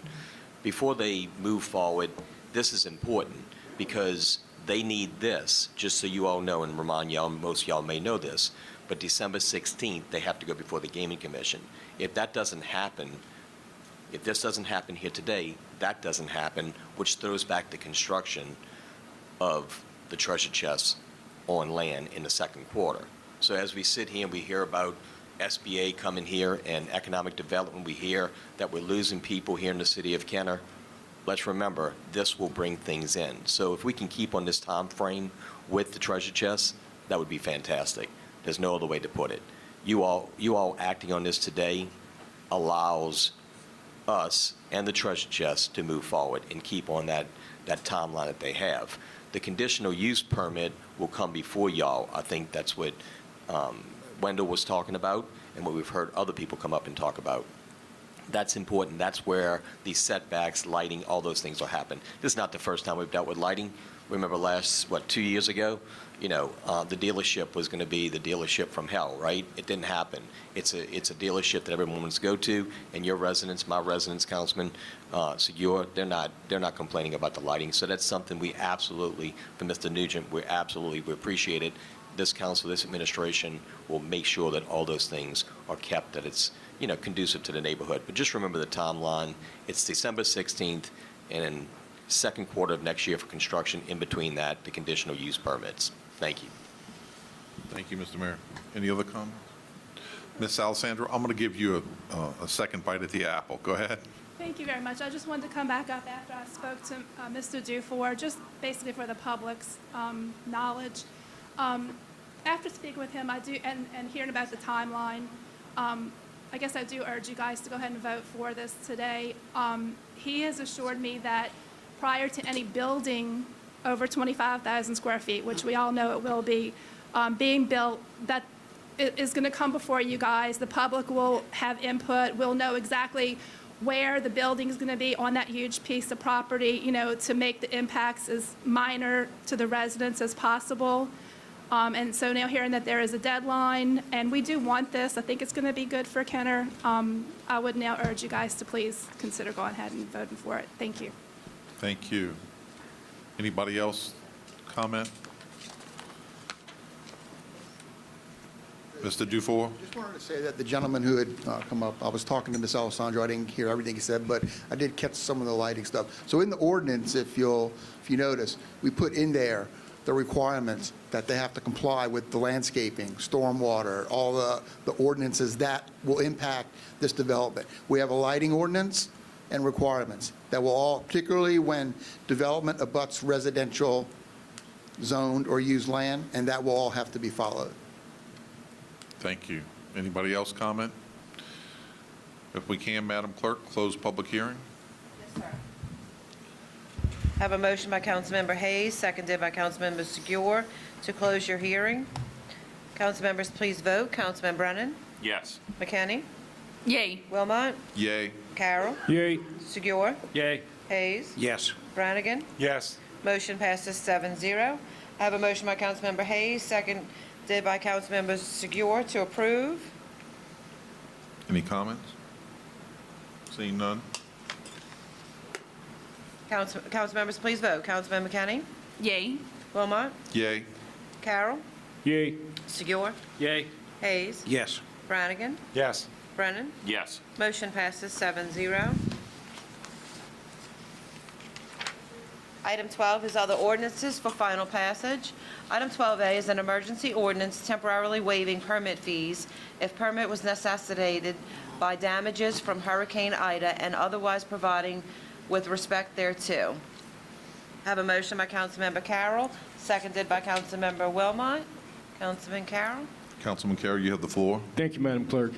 And this particular ordinance that we have today, it is my position to indefinitely defer this, but there are a couple of things I'd like to confirm with the attorney. One is, as we all know, FEMA has extended, to be able to support the small business loan till November 29th. The governor has extended the emergency until November 29th. Have we, as the city, extended our permits and stuff that we have in place to not charge until November 29th? Thank you, ma'am. That's what I wanted to do. So that being said, right now, I am requesting your support to indefinitely defer this ordinance with the understanding that the city has also agreed to follow FEMA, SBA, and the governor's position on the emergency response. Thank you, Mr. President. I have a motion by Councilmember Carroll, seconded by Councilmember Wilmot, for an indefinite deferral. Any discussion on deferral? Council members, please vote. Councilman Wilmot? Yay. Councilman Carroll? Yay. Segure? Yay. Hayes? Yes. Brannigan? Yes. Brennan? Yes. McKinney? Yes. Motion passes 7-0. Item 13 is resolutions and motions by council members. Item 13A is a resolution appointing the members of the Alcoholic Beverage Permit Review Committee. I have a motion by Councilmember McKinney, seconded by Councilmember Brannigan. Any discussion? Seeing none. Council members, please vote. Councilman Carroll? Yay. Segura? Yay. Hayes? Yes. Brannigan? Yes. Brennan? Yes. McKinney? Yes. Wilmot? Yay. Motion passes 7-0. Item 13B is a resolution accepting and adopting the System Survey and Compliance Questionnaire from the Legislative Auditor of the State of Louisiana. I have a motion by Councilmember Carroll, Brannigan, second by Councilmember Wilmot. Any discussion?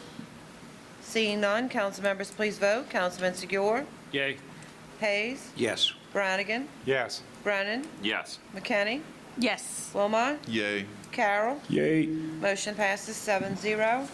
Item 14 is items removed from the consent agenda. We have none. Item 15 is acceptance of contracts and similar matters approved by the mayor. Item 15A is summary ordinance number 12,909, an ordinance accepting the lowest responsive bid received from Traffic Commander LLC to supply aluminum sheet and sign blanks as needed in accordance with sealed bid number 21-6618 and an amount not to exceed $40,000 for the Department of General Services. I have a motion by Councilmember Brennan, seconded by Councilmember Carroll. Any discussion? We have somebody from the audit? No? You wave? Okay. I'm sorry. Go ahead, That's Madam okay. Clerk. Council members, please vote. Councilman Hayes? Yes. Brannigan? Yes. Brennan? Yes. McKinney? Yes. Wilmot? Yay. Carroll? Yay. Segura? Yay. Motion passes 7-0. Item 15B is summary ordinance number 12,910. An ordinance approving amendment number 1 to the agreement with Shred Kirkendall and Associates Incorporated to provide additional engineering services associated with the 24th Street and Delaware Avenue Sewer Lift Station Upgrades Project for an increase of the agreement amount to $244,769.91 and an extension of the agreement term for the Department of Public Works. I have a motion by Councilmember Segura, seconded by Councilmember McKinney. And Mr. Almarella? Almarella, 4260 East Loyola Drive, 5th District, 49 years. You want to talk first? Councilman Segura? You want to talk first? If you don't mind, I can Mr. wait for Morello? it. Yeah, let's let the councilman go first. Thank Okay, you. because Ms. Rao, when I'm going first is I'm going to bring up Mr. Schreiner to give us an explanation. I'm sure that's what you're looking for. That's what I'm looking for. Thank Thank you. Thank you, Mike. Oh, Councilman Segura.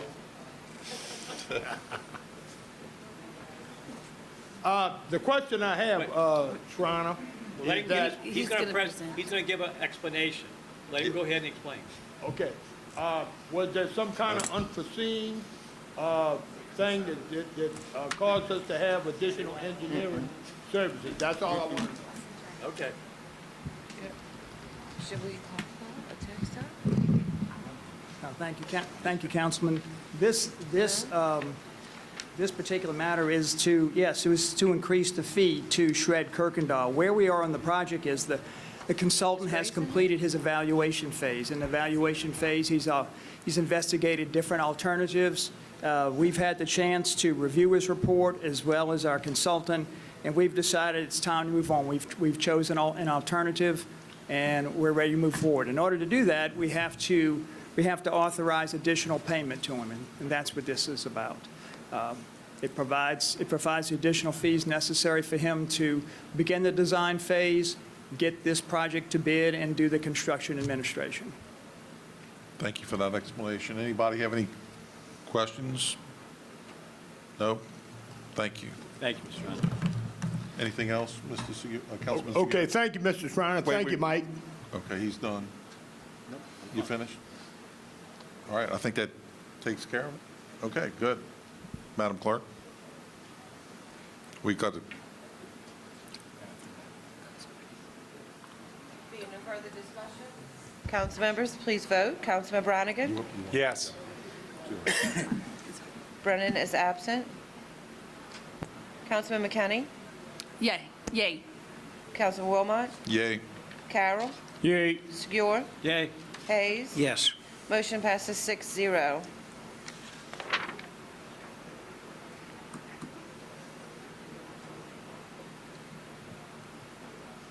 Item 15C is a resolution approving Amendment Number 1 to the agreement with Mitel Cloud Services Incorporated for a phone system upgrades to increase the agreement amount to $90,000 annually. I have a motion by Councilmember Segura, seconded by Councilmember Hayes. Okay. Any discussion? I have a question. You got an increase of 90,000 annually. Somebody explain that? It's increasing up to 90,000. It's currently at 70,000. Due to the storm, the old circuitry for the old phone system is still online because we're still moving some of the numbers over to the new system, and we weren't able to cancel those when we wanted to due to the storm, and now we're 2 months behind on canceling it. So the money to pay for the new system comes out of the same account as the old system.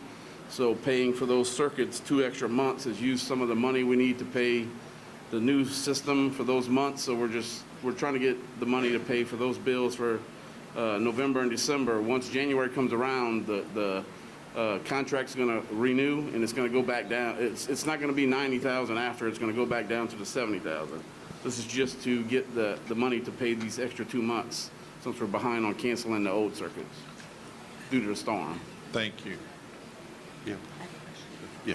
Councilwoman McKinney? Yes, thank you, Council President. Okay, so I understand that, that it's just extending that contract, but what about, so the 2 extra months, where's that funding coming from, since that wasn't budgeted or originally planned in the budget for that, since you're supposed to be, but due to the storm, is that going to be covered by storm coverages or extended?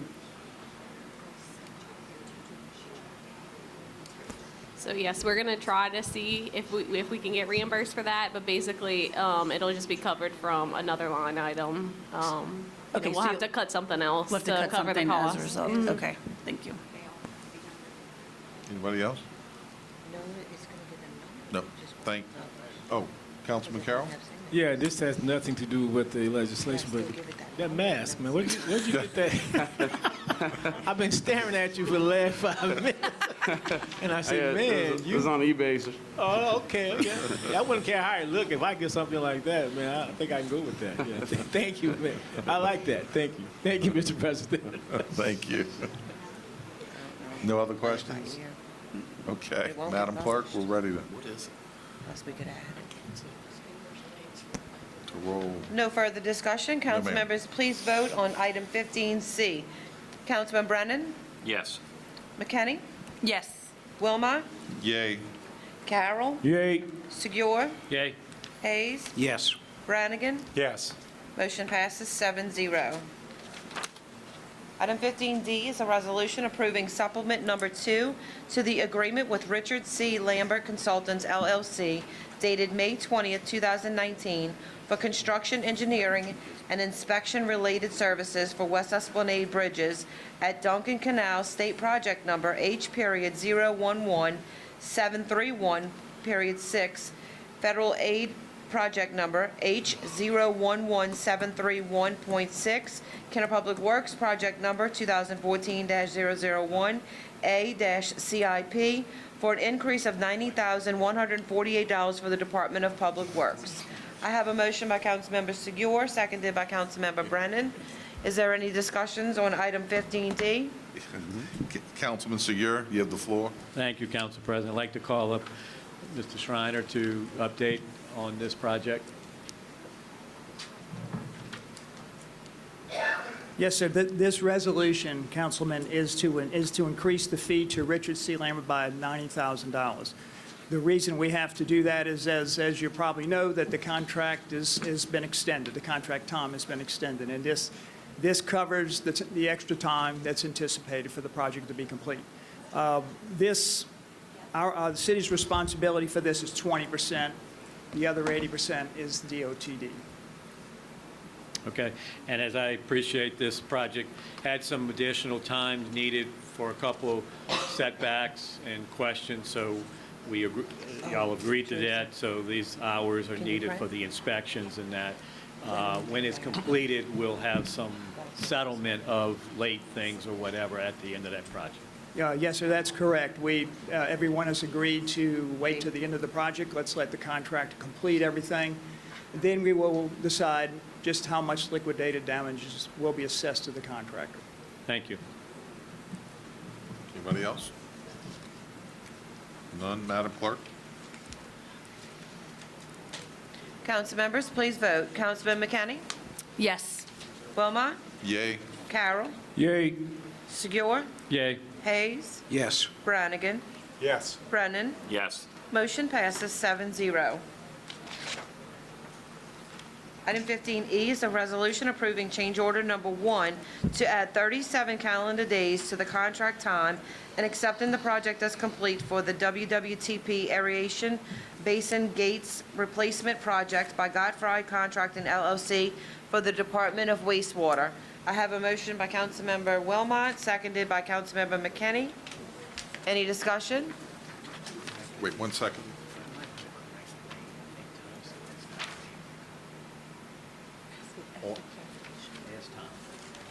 Okay, if we can have, Mr. Schreiner, could you come up for just a minute? Want a clarification of the name? The contractor's name? Yes. It's Gottfried. Just pronunciation, I guess, Godfrey. Yes. She said Godfried. How do so- you see the Oh, fried sorry. at the end? It's Gottfried. Sorry. No problem. Okay. Thank you. Mr. Morella? Al Morella, 4260 East Loyola Drive, 5th District, 49 years. I'd like to confirm what the dollar amount is. There's no dollars on this. I'd like to know what the dollar amount is in the increase. Any other questions? That's all. That's all? I want to know about the money. I want to know how much money we're paying. Okay. I'm going to have Mr. Schreiner come back up. Or Ms. Herring? There's no additional money for this. This is just days added. Okay, thank you. I'm going to stay right here because I got a question for the next one. Seeing no further discussion, council members, please vote. Councilman Wilmot? Yay. Carroll? Yay. Segura? Yay. Hayes? Yes. Brannigan? Yes. Brennan? Yes. McKinney? Yes. Motion passes 7-0. Item 15F is a resolution approving change order number 2 to the construction agreement with Gottfried Contracting LLC dated May 28, 2021 regarding the Sylvania Lift Station Improvements Project, increasing the contract time by 64 calendar days. I have a motion by Councilmember Brennan, seconded by Councilmember Brannigan. Mr. Morella? Same question. If there's no dollar amount, fine. If there is, give it to us. Ms. Herring? There's no dollar amount. It's just days added. Thank you very much. Thank you. Any other comments or questions? None? Madam Clerk? Council members, please vote. Councilman Carroll? Yay. Councilman Segura? Yay. Hayes? Yes. Brannigan? Yes. Brennan? Yes. McKinney? Yay. Wilmot? Yay. Motion passes 7-0. Item 16 is ordinances and resolutions in summary for first reading. Item 16A is a resolution amending Kenner City Council Rule Number 22, agenda format of the Rules of Organization, Business Order, and Procedure of the Council of the City of Kenner. Item 16B is an ordinance approving a cooperative endeavor agreement for improvements to the City of Kenner's wastewater system with the Louisiana Department of Treasury and the State of Louisiana in an amount not to exceed $400,000. Item 17 is reports from the council and/or special committees. Councilman Brannigan? Yes, at the last council meeting, we had an update on the IDA expenses, and that was $11,699,000. I'm trying to find out if it went up any since then in 2 weeks. Yeah, I'm sure it did. I can update that report, and they're gonna go over all that the next council meeting. Oh, okay, all right. The other thing that I need to talk about tonight is at the last council meeting, before the meeting started, Mayor Zahn came in with a folder and asked me to go into that office for, he had a question for me. And when I walked into the office, Mayor Zahn produced an email that is on my email server, the cover sheet and the attachment that was there. He said that this email is in your email account, and I want to know why. I'm sick of this blank, and it's going to the legislative auditor. I hope that you did send it to the legislative auditor. When this email was produced, I told Mayor Zahn that I've never seen this email in my email account, and also that I felt that this email was planted in my email account. And I can tell you, tonight, I know 1,000,000% that it was planted in my account. The reason I know that is because I'm the one who sent it from me to me, and no one else in the city of Kenner. I sent this public record that was attached to this email and as bait, and the bait was taken and run with. I chose this specific public record because I knew that, and I had heard that email accounts were being looked at. And basically, I knew that this attachment would trigger someone to say something. So someone in the city of Kenner looked into my email account, pulled this document, and gave it to Mayor Zahn. The email was sent from me to me with the attachment. The attachment was the voter registration for a person in the city of Kenner who is not registered to vote in the city of Kenner. What bothers me is not that this person is not registered to vote in the city of Kenner, because where this person lives, she couldn't vote for me anyway. But it bothers me, and it tremendously has an impact where the city of Kenner is looking at people's emails, employees, elected officials. I don't think that's right. The other problem is we're paying employees to do this. And I take offense to this, and I'm not happy about this happening. I don't know what you would be looking at emails for. The legality of this will be determined. When I heard that the administration sent the email, I decided to send my email as a test, and the test worked. Now, my question is, I've got some questions. How long have you been looking at emails from me and my colleagues, and what gives you the right to go into my emails and look at them? And what extent has your snooping into our emails going to? Is it the chief compliance officer asking to look in these emails? Is it the IT department looking into our emails who the chief compliance officer is over? It is very disturbing to me that this has surfaced and this has come up.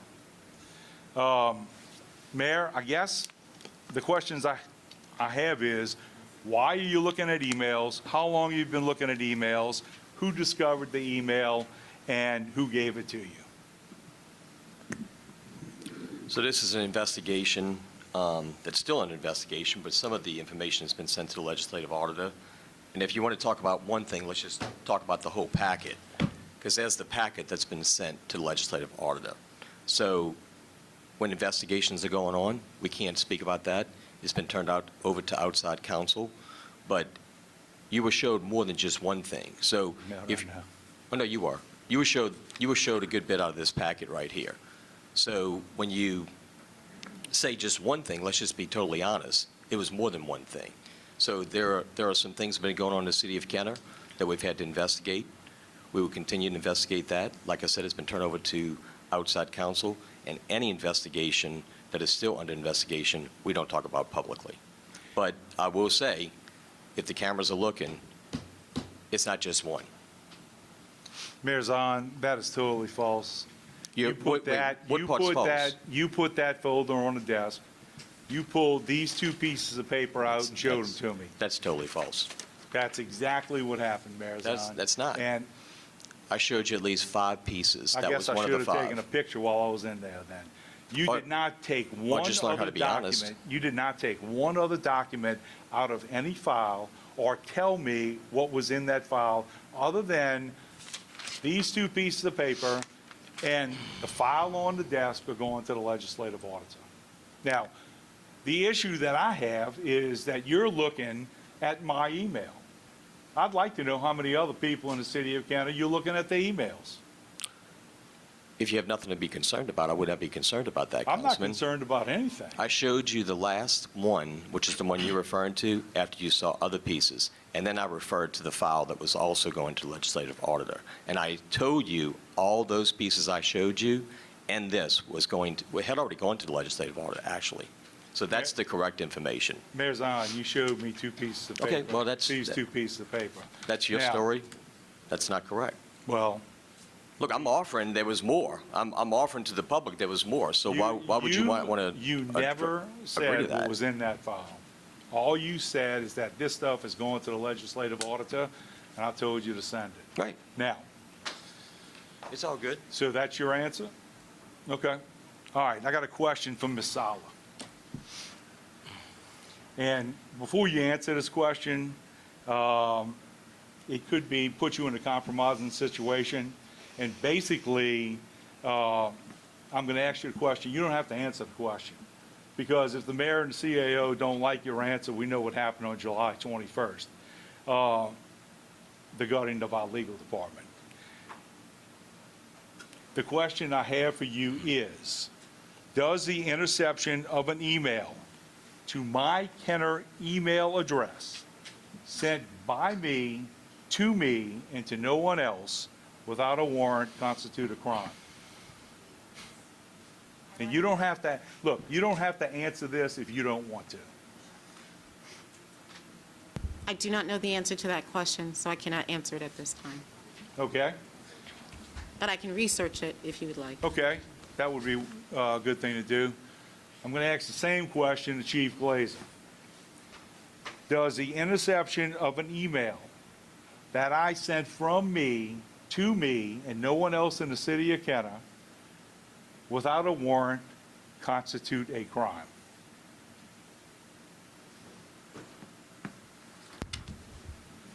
Well, it's kind of hard to, with just that statement, make a yes or no, I guess, kind of comment on. Is it a crime? It could be a crime. It's a governmental email address, so the privacy is a little different than a private citizen. But, I mean, if you feel you're the victim of a crime, you can report it to us. If you don't think we can do a job, you can report it to outside agency, either the sheriff's office, state police. I mean, I don't know how much you know the federal laws. If you feel a federal law was violated, the FBI looks into that. But yes or no now, I mean, I wouldn't be able to say yes or no. But if you feel you're the victim of a crime, report it. So if I, do I send you an email to report that? Do you take a verbal? Well, I mean, I'll as I've done in the past, even with the mayor's office, when he calls, some things aren't black and white. So, you know, if you feel you're the victim of a crime, you can send it to me in an email. You can call an officer to come out and tell him what you just said here, and then it goes through the motions, and then we look into it. Thank you, Chief Glazer. You finished, Councilman? Yes, I am. Anybody else? Reports? Well, I just want to add on of the conversation that has been said. Me personally, as an elected official, now I have some concerns based on Councilman Brannigan saying, I'd like to know too, if this has been happening to, I'm only going to speak for myself, but all of us as elected officials, if it has, what is our recourse to find out if it is happening? What has to happen? From our standpoint, what should we do? And I guess I'm asking the attorney or the chief, whoever wants to answer, what do we do now as council members? If there's a question about it, not picking sides and saying it is, but what is it that we should do? Well, I have an operational response. I know no one is addressing this to me, but since this is a government server and subject to public records request, we probably should not be putting anything on it that we don't want someone else to see. So, Councilman, if you send an email from you to you on your city server, it's a public record. That's what happens when you run a public records request and you run a search. IT runs wide searches. Sometimes stuff comes up that's not responsive, but we still have it. So the answer is, at least from an operational perspective, let's not put stuff on public servers if we don't want the public to see it. I am not opposed to anybody looking. I just don't like people looking into my emails without any reason to look into it. Just to look around, I think, is not proper unless there's a reason to. I'm not aware of anyone looking around for no reason. That's my question. Is that appropriate to do that? I'm not aware of anyone looking around for no reason. So you're not going to answer my question. Is it appropriate to do that? Well, since it's never happened, I can't really answer the question. That would probably have to go to legal or somebody else. But I can tell you from an operational perspective, no one's ever been authorized to look around for no reason. And I'm not saying that. I'm saying if it has happened, then yes, I guess I would want it to go to legal to follow the steps to look into if it has happened for any reason, as opposed to an investigation. Said, nobody is supposed to be looking at anyone's emails unauthorized, meaning there may or may not be. There should be a reason why, if someone's looking into that. I don't know about what you're talking about, but you're asking me a hypothetical question as to, you want me to look into whether someone is looking into yours? Or No. Is it legal to look? I'm asking you a question. Is it legal to look at it if it's not an investigation? Simple. Yes or no? Not to my knowledge. Okay. Not to my Thank you. knowledge. A public records request is not an investigation. We get them every day. We get them from the news media, we get them from citizens, we get them from all sorts of people. It is a public server. IT runs the public server for every request. So I can't imagine us creating a policy that would be legal that says you can't look at something or respond to a public records request unless there's an investigation. I can't imagine that happening. Thank you, attorney, for your answer. Ms. Fauché. Go ahead. I was not trying not to get this document on the public server. This document was sent as a test because Mayor Zahn produced the email and the attachment. And the only way that he got it is if somebody gave it to him. Now, whether it was Adam Campo, whether it was the IT department, who knows? But somebody got that document from Mayor Zahn. But Councilman, I guess my question is, it's on a public server. Were you trying to hide? The best place to hide something is not on a public server. I'm not trying to, I wasn't trying to hide it. I wanted it found. Okay, well, it was clearly And it was found. And I think that that's a problem. That you put it on a public server and it was found on a public server is a problem? I think that that's a problem, that the email was sent from me to me, and Mayor Zahn has a copy of it. On a public server. So did Mayor Zahn go to the public server and pull it off of it? No, he did not. It was Well, who handed. did? It was handed to me in a stack of documents in response to a request for review. It was not a single document. No one went and looked for it as So a single. somebody is looking on the public server. In response to public records requests and other inquiries regarding documents, absolutely. I'd like to know the public records request that this document was attached to. Now, I know you can't say that right now, but I just, this is not right. And what I want to say to my colleagues is be careful what you put on emails, because if you put something on an email, you are being watched. Be careful what you put on an email on a public server. Don't put anything on an email on a public server that you don't want to show up in the newspaper, because we have very limited ability to protect that. If you need to send something from you to you, my recommendation is send it from your private email to your private email. Don't go through the public server. I understand that, but I believe that this document being found was someone searching the public server. And I don't think that's authorized. Thanks.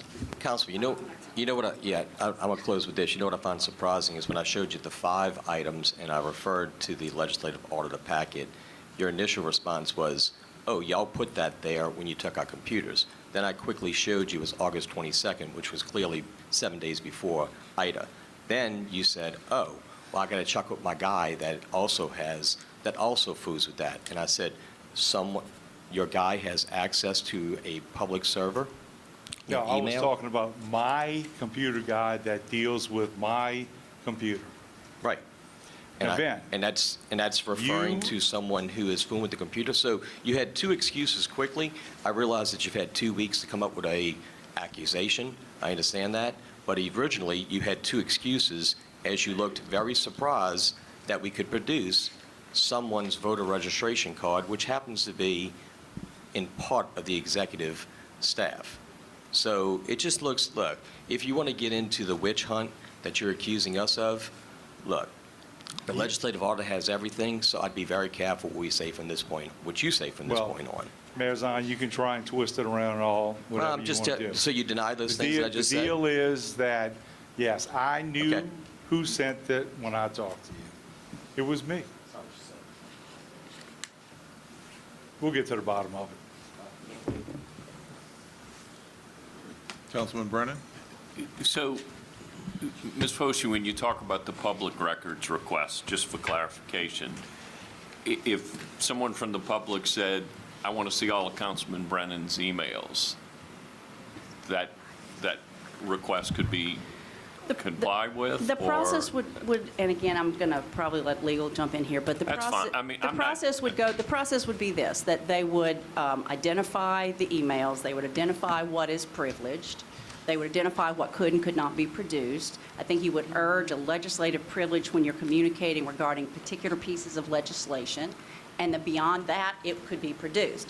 However, that's an unusual request. But yes, it's public. Anything you put on there, other than the items that are related to the actual, like if you're saying, I support this, but I think I need more information or something, legislative privilege could protect discussions regarding legislative items. But just general emailing back and forth, I don't think you guys, I think we should all remember, and we've all been burned by this before, don't put anything on a public server that you don't want to show up in the newspaper.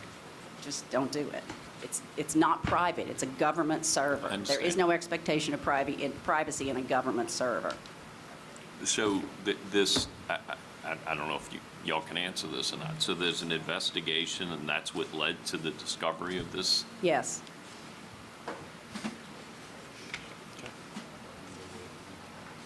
But it's not just routine that our emails are being read? No.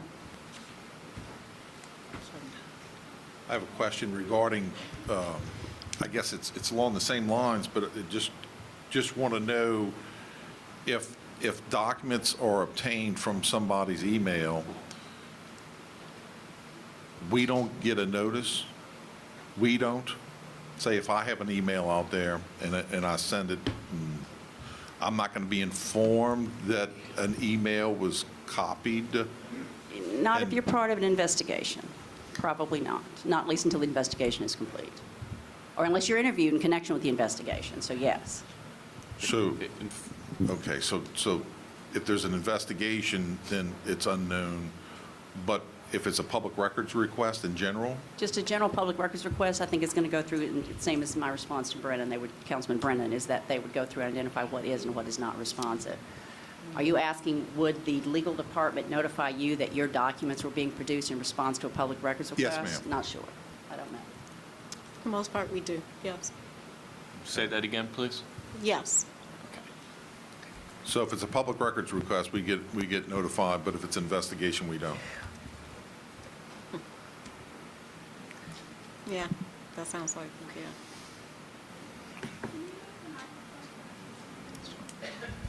Any? Councilwoman McKinney? Yes, thank you, Council President. Just as a further clarification, so if it's this investigation, when you say an investigation, you mean like an internal investigation, not like is it an internal investigation, federal investigation, or is it any investigation? Like if I'm being investigated by, like, I don't, by the FBI or something, and they notify you, I wouldn't be notified You would not. about that. That's Okay. correct. Any other questions? Okay, any other reports, any comments on any other issues?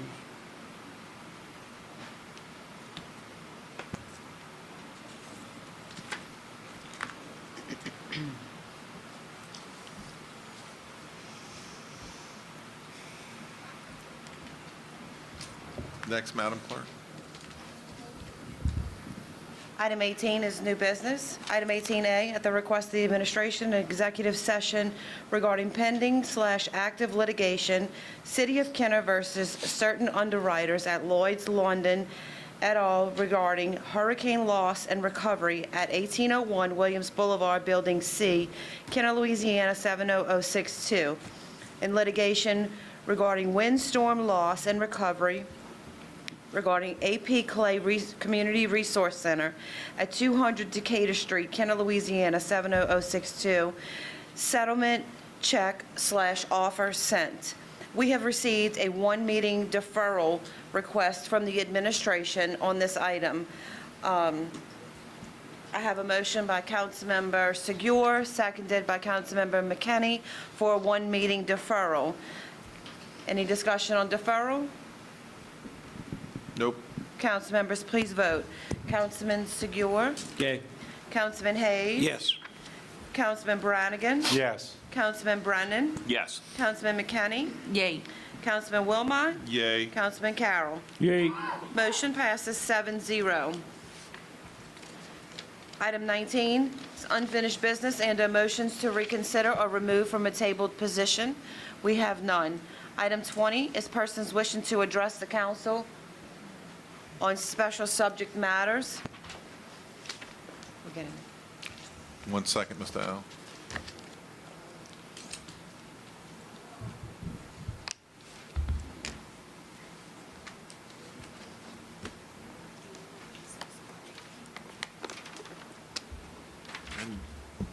You're up first, Mr. Al. Almarella, 4260 East Loyola Drive, 5th District, 49 years. This microphone on? I know y'all can hear me, but it don't sound like this mic's on. Something wrong with this microphone. Hold on. Hold on, Mr. Al. They got to fix it.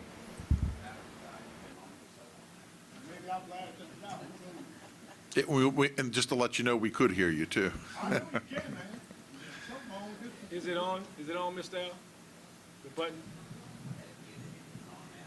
Try it, test it. It's on? Yes. Okay, yeah, now it's on. Yeah. Okay.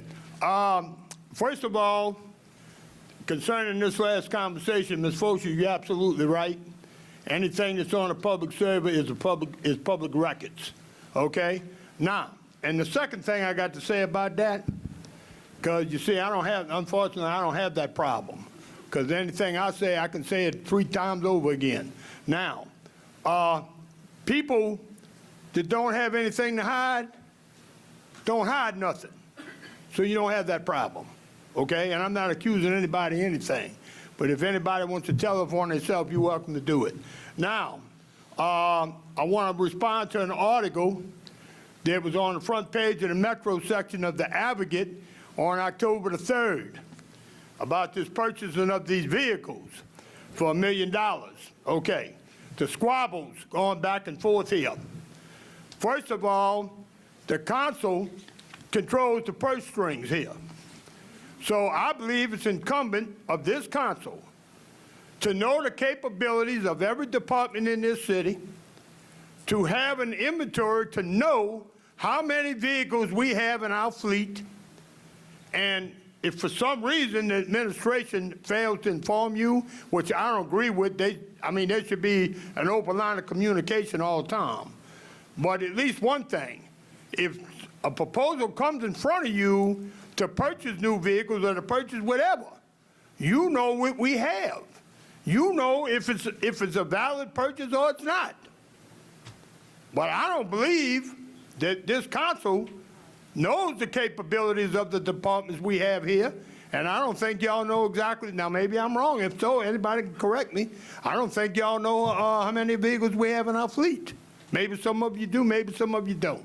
Okay. Now, a public announcement here. The people who live in Ward K007, that's basically the north end of University City, East Loyola, West Loyola on the north end. Your polling place has been permanently changed, to the Kenner Academy of Health and Sciences. Permanent. That's where you're going to vote now. No more fire station on Vintage. Now, that's about all I have at this time. Anybody got any comments, any questions? I'll take them.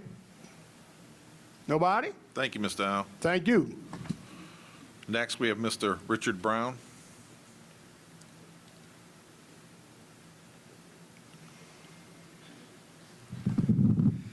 Well, I actually had not planned to speak, was going to pass. But Councilman Brannigan got my attention, and I've got 2 or 3 comments about this. It concerns me whether it's legal or not, and I don't know if it's legal, don't know if it's illegal, don't know if it's criminal. It just concerns me as a citizen if the administration, and that's an if, I don't know it for a fact, but if the administration is snooping on council members or other departments, department heads, in any city personnel, reading their emails, well, what else are they doing? Are they monitoring your phone calls? Is anything sacrosanct? I know how public records requests work. That's not what I'm talking about. It concerns me if the administration is snooping on council members by reading their emails and possibly monitoring other things. And this reminds me of something that I believe happened several years ago. And by the way, I don't interpret this to mean that Mr. Brannigan was trying to hide anything. He was trying to get to the bottom of what's happening. But at any rate, as I recall, several years ago, 2 or 3 mayors ago, maybe more, there was a council member who had made some notes on a piece of paper in his office, I believe with red ink. He had written notes to insert something in writing, something he wanted to interlineate in an email or something. I don't know if he changed his mind about it or what, but as I understand it, he wadded up that piece of paper, threw it away in his trash can in his council office. Sometime later at a council meeting, when the subject of whatever that memo was about came up, the mayor, who was the mayor at the time, it was not Mayor Zahn, who was mayor, opened a file folder. This council member, if I'm recalling correctly, told me that that very piece of paper, folded or wadded up the way he had folded it up, with the red marks on it, where he had put red marks, was in a folder on the mayor's desk right in front of the mayor as they were discussing this. That concerns me. This sounds awfully familiar and awfully ominous. Perhaps there's a legitimate investigation going on. I understand if there is one, then Mr. Brannigan wouldn't be apprised of it. But this concerns me. That's all. Thank you, Mr. Brown. Next, we have Kathleen Kelly.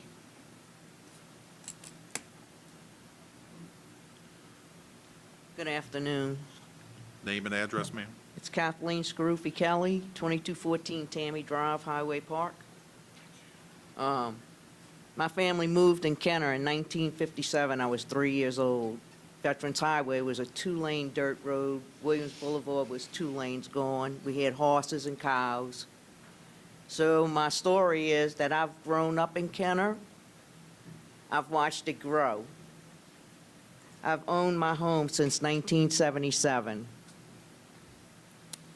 Prior to Ida, I have complained to councilmen. I've called Joe Stagney and had him walk my neighborhood. Anybody that drives Williams Boulevard and does not see a piece of trash or debris every other foot might want to get a pair of glasses. This city used to be beautiful. Somewhere along the line, we have become a trash pile. I have 2 sisters and 2 brothers, and in the last 6 months, 3 of them moved out of Kenner. My family is 40 people strong. That's my mother's children, grandchildren, and great-grandchildren. 11 years ago, my son was murdered, and I'm fighting to stay in the house that I'm in because that's where his memories are. But I'll be honest with you, I can't look at the city of Kenner anymore. There's no reason that our city is not picking up trash with prisoners, city workers. Our drains are filled with leaves because we've got people that don't feel that that's their responsibility to unclear it. I'm begging you all to please, if you want to know why you're losing people in Kenner, I'm not the only person that's talking this way. There's no reason that vendors are not responsible to maintain their property. Stripe the parking lots, sweep it to the street. We need to stop these people that are cutting grass, blowing grass into our drains with their blowers. Every vendor should be responsible for that. My son lived in Nevada. We went to Home Depot. There was not one piece of trash on the ground, not one. And if there was, whatever human being walked past it, they picked it up and went and put it in a can. This is our fault. I have talked and talked. I have called code. Code needs a lot of work. I don't know what's lacking in it, but I'm begging you all, please, love this city because it has so much to offer for all of our children in the future. Rivertown, I have visions of Rivertown. There's 3 businesses in there right now. 2 of them are doing very good. I hear the other one's up for sale now. But I noticed that we put down new bricks on sidewalks, but our street floods. All the businesses get saturated with water. And those are businesses that are paying taxes for our city, and they're going unheard. So my question is, now we've put all this new brick down, when they go to put the drainage in, are we going to take and rip all that brick up and then put the drainage in? Who's making these decisions? I just don't understand. I'd like somebody to give me an answer. What are we doing here? I was under the impression that we got federal money to redo Rivertown's drainage. Crossing has to sandbag the front of their building. Gendusa was renting a city building, city-owned building that caught on fire. He's moved. And City of Code will try and enforce other people like us to have to do things. But when are y'all going to do something with the city building? Aaron? Okay, Ms. Mayor? Kelly, I'm asking. I mean, I'd like a legit answer. We'll do that update next week, but Tom Schreiner can answer on where we are with the drainage program in Rivertown. Okay, I appreciate that. I would like to be part of the solution to the filth and the dirt in the city. You tell me what I can do, who I need to report to. I would love to help, but something has got to give. The city is filthy. Ms. Kelly, your time's been up. I've given you That's fine. a lot of extra time, and I'm going to have Mr. Tom Schreiner, if he can, he's going to answer some of your questions for you. Okay.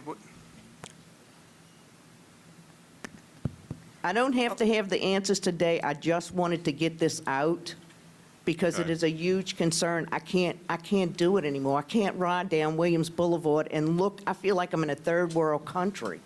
Well, he's going to answer some of your questions, ma'am. If you can, your time's up. That's So- fine. So I'm going to let him answer those. As far as, I know we have a drainage project that I think it's in South Kenner, and we're going to let him address that.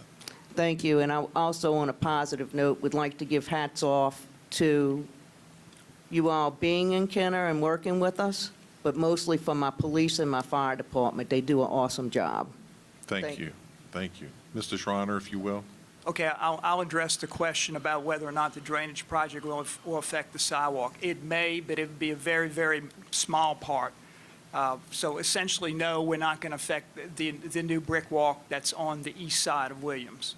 The drainage project, yeah, the targeted area is that area right there, just by porch and patio and a bit south. So, yeah, that will relieve drainage there. Where that project is now, it's been presented to FEMA for several years. FEMA has come back to us several times with questions, and in the meantime, they have changed personnel. When they change personnel, they come in and they ask the same questions over and over. We submit the same information, and we are still on hold waiting for them to approve the project.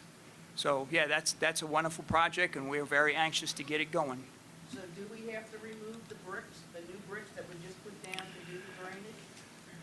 Maybe a very small area. We're going to be putting some new drainage, mainly in the street. So, no, 99% of that brick will not be touched. All right, thank you. Thank you, Ms. Kelly. Y'all all have a Thank you, Ms. blessed day. Thank you. I Yeah. will be back another time, too. Councilman Carroll, you have the floor, sir. Thank you, Mr. President.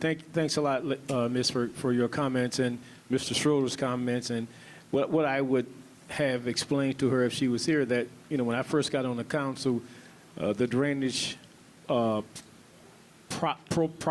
in the city of Kenner was unheard of many, many years before. But we were able to acquire a $2 million grant to address it. And as Mr. Snyder said, with the change of the presidential administrations, things sometimes get pushed back, but the money should still be there for us. And we, over and over and over again, get pushed back, pushed back, pushed back. We've heard everything from going underneath the railroad track to going down the street and to go down the sidewalk. I would hope we would not have to. My last conversation with anyone was that it would go through the street, down Williams, down Short, down Daniel, down Kenner Avenue. So, to answer her question, it should not. But who knows what's going to happen? We really don't know. The reality is it should alleviate the flooding on Williams in the area, in the South Kenner area. So thank you. Thank you, Director. Thank you, Mr. President. Thank you, Councilman Carroll. Next, we have Stacy Alessandro.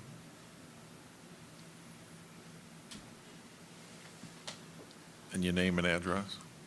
Stacy Alessandro, 3309 Chateau Boulevard. The thing that I came here originally to talk about, I'm going to say quickly, because now I want to talk about something else. I want to talk about the conditions in the fire stations. I want to let you guys know that Rescue Squad 379 is living in a station that tested positive for asbestos and mold present. They are still living there in that building. They have multiple outlets burned out. They're using extension cords. Their emergency generator can't support the building. Station 37, which is behind Rouse's, full of mold. Dehumidifiers running there day and night. The men are still living there. This is unacceptable. The $85,000 truck that we bought could have bought multiple trailers for these men to live in, but yet we're forcing them to sleep in that? Do y'all sleep in that? Do you sleep in that? No. Why are they sleeping in that? Why don't they have trailers? This is unacceptable. I'm sure there's going to be an answer, but I'm telling you what's happening today. Moving on. I feel like what just happened, what Mr. Brannigan was saying, is completely being twisted by Ms. Fauché. He wasn't saying he was upset that what he wrote, he knew he was on a public server. He wasn't upset about what got out.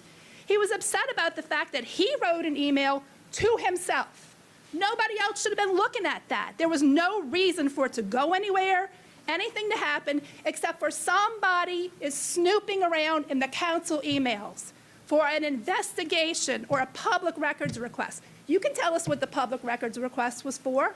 What was it for? This is not okay. This is not okay. Y'all should be very concerned. And then let me tell you something else, Councilman Brannigan, about the folders. I've had folders brought into council meetings by this mayor before with me where he's held them up. It's an intimidation tactic when you're on to something.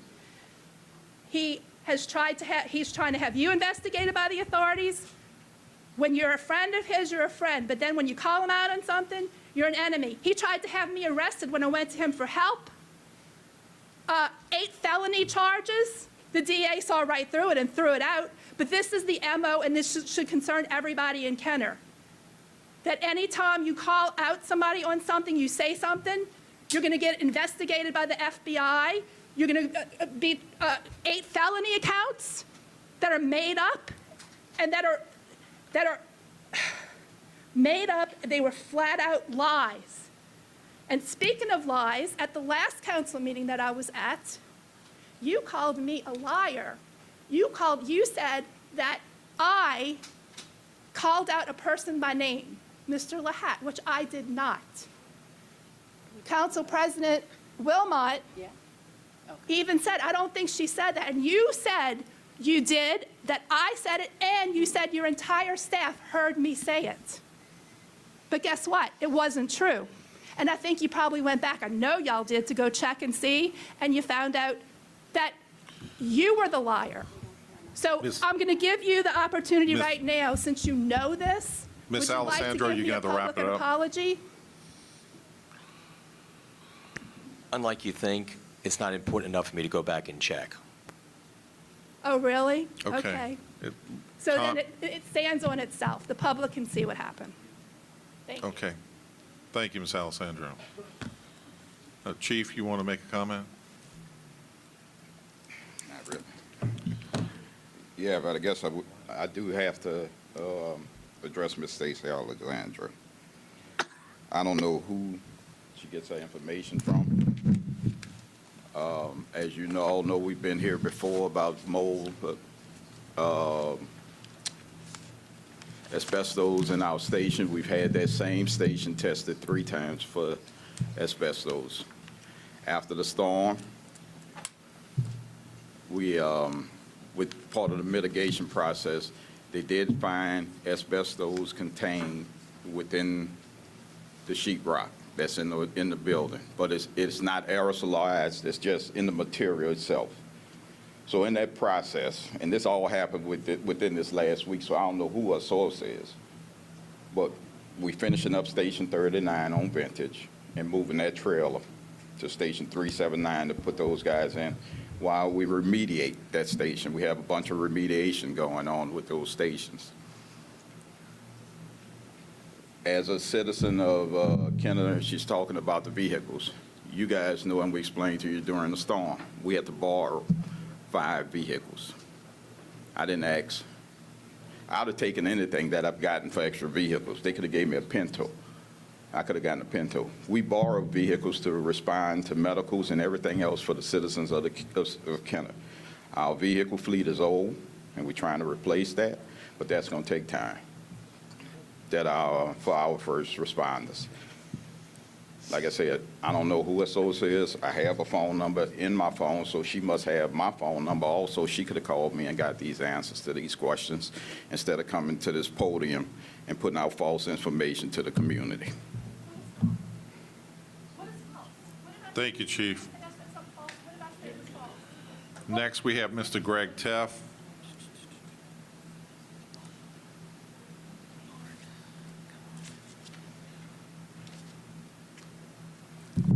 My name's Greg Teff, 20 West Loyola Drive. I was going to pass, but I'm compelled to come up here and kind of tell a little story. It's a true story. I won't go into the details of it, but with Councilman Brannigan, as far as the public service, when you send emails and such, I learned the hard way. Because I communicated with somebody in the administration by email, my computer was actually compelled to be investigated. So what I'm saying here is that what happens on this system, it is public record. And if a citizen like me sends something to this system, then when that public record is pulled and they see there's Greg Taft. Let's go ahead and go after him and see what he's got, see if we can come up with something. Now, like I said, I'm not going to go into details on it, but that really happened. And not only that, but then certain people in the community were able to get it because it was public record.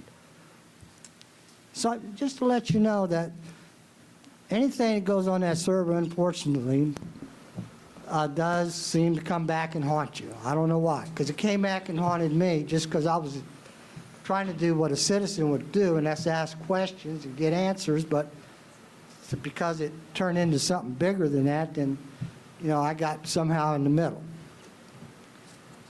So all I'm saying is that I don't know the circumstances of what anybody's talking about, but I do want to say that if you do anything on that computer that hits this database on this building or in the server, unfortunately, it is a public record that anybody, everybody, because I don't know how many people's got all the questions I was asking. I'm sure there was a bunch because it was such a big deal that I was even told by another attorney, yeah, I got a copy of everything you was asking for. I'm going to tell you something. It's kind of put you in a bad spot, but you're right. It is tough. But that public server is just that, a public server. And I learned the hard way not to send emails to councilmen, not to send emails to this administration, because if I send you an email, because I sent every one of y'all an email, and guess what? They got it. Every email I sent y'all, they got it because they quit. How'd you get this? How'd you get that? Why'd you send it to them? I mean, like I said, I'm not going to go into all the details, but that's what happens to a citizen. I can imagine that it's got to be available to everybody. I just want to let you know that because it happened to me. And trust me, when I got that, and of course, I got a little hyper wife. She fell to pieces. She thought I did something terribly wrong, and it disrupted my whole household. Thank you, Mr. Taft. Your time But I is just up. wanted to let you know that. Mr. Taft, I do know it's a public server. That email was a test to see if it came back, and it came back. So somebody went and got that email, and it was a test, and whoever got it passed the test. But that's what I'm trying to tell you, is that what I emailed, somebody, because they were opposed to what I was trying to get information on, or they were trying to look for something, they came after me for it. That's the way it works, guys. Mr. Tev, can you just clarify for the record, though, that it was not anyone with the city that came after you? No. I just want to, I know what you're talking about because you and I had many conversations, and I was on your side with that, but it was no one, can you just clarify what it was? It's only because I communicated with the city. Right. And then somebody else, in their impetus wisdom, A third decided, party came right, after you, a third not the city party of Kenner. decided that they wanted to go after something, and because my name popped up, all of a sudden I became the center of the or the center of information. And I'm just saying, it's an ugly deal, but unfortunately, Thank you, Mr. if it's on that server, it's going to come out. That's all I'm trying to tell you, and it's because everybody's trying to gloss it over, and Thank you, Mr. Taft. it ain't that easy. Yes, Councilman Brennan. Mr. Taft, thank you for your comments. I think we all understand what you're saying, whether it's on our phone that we use for the city or whatever. We obviously, as Ms. Foshee said, we shouldn't put something on there that we don't want to come back to haunt us. I haven't spoken with Councilman Brannigan about this. I think what his feathers are ruffled about and that Councilman Carroll kind of talked about, and I think it should be concerning for all of us in the city and everyone we represent and people that live here. I think what Councilman Brannigan is saying is he sent a simple email to see if someone would come back and go, we've got this email. I don't think he sent anything that it was, as he said, it was a test. if our emails are being looked at for a reason because we're doing something incorrectly, I understand that and can appreciate that. I think what his comment is, and what we should all be concerned about is, if I send an email to a colleague because we're asking about a project or something else or whatever it would be, or any email, if it's being looked at because it's being snooped upon, that's a real issue, and that should be a concern. I think as elected officials, we all understand we're under scrutiny.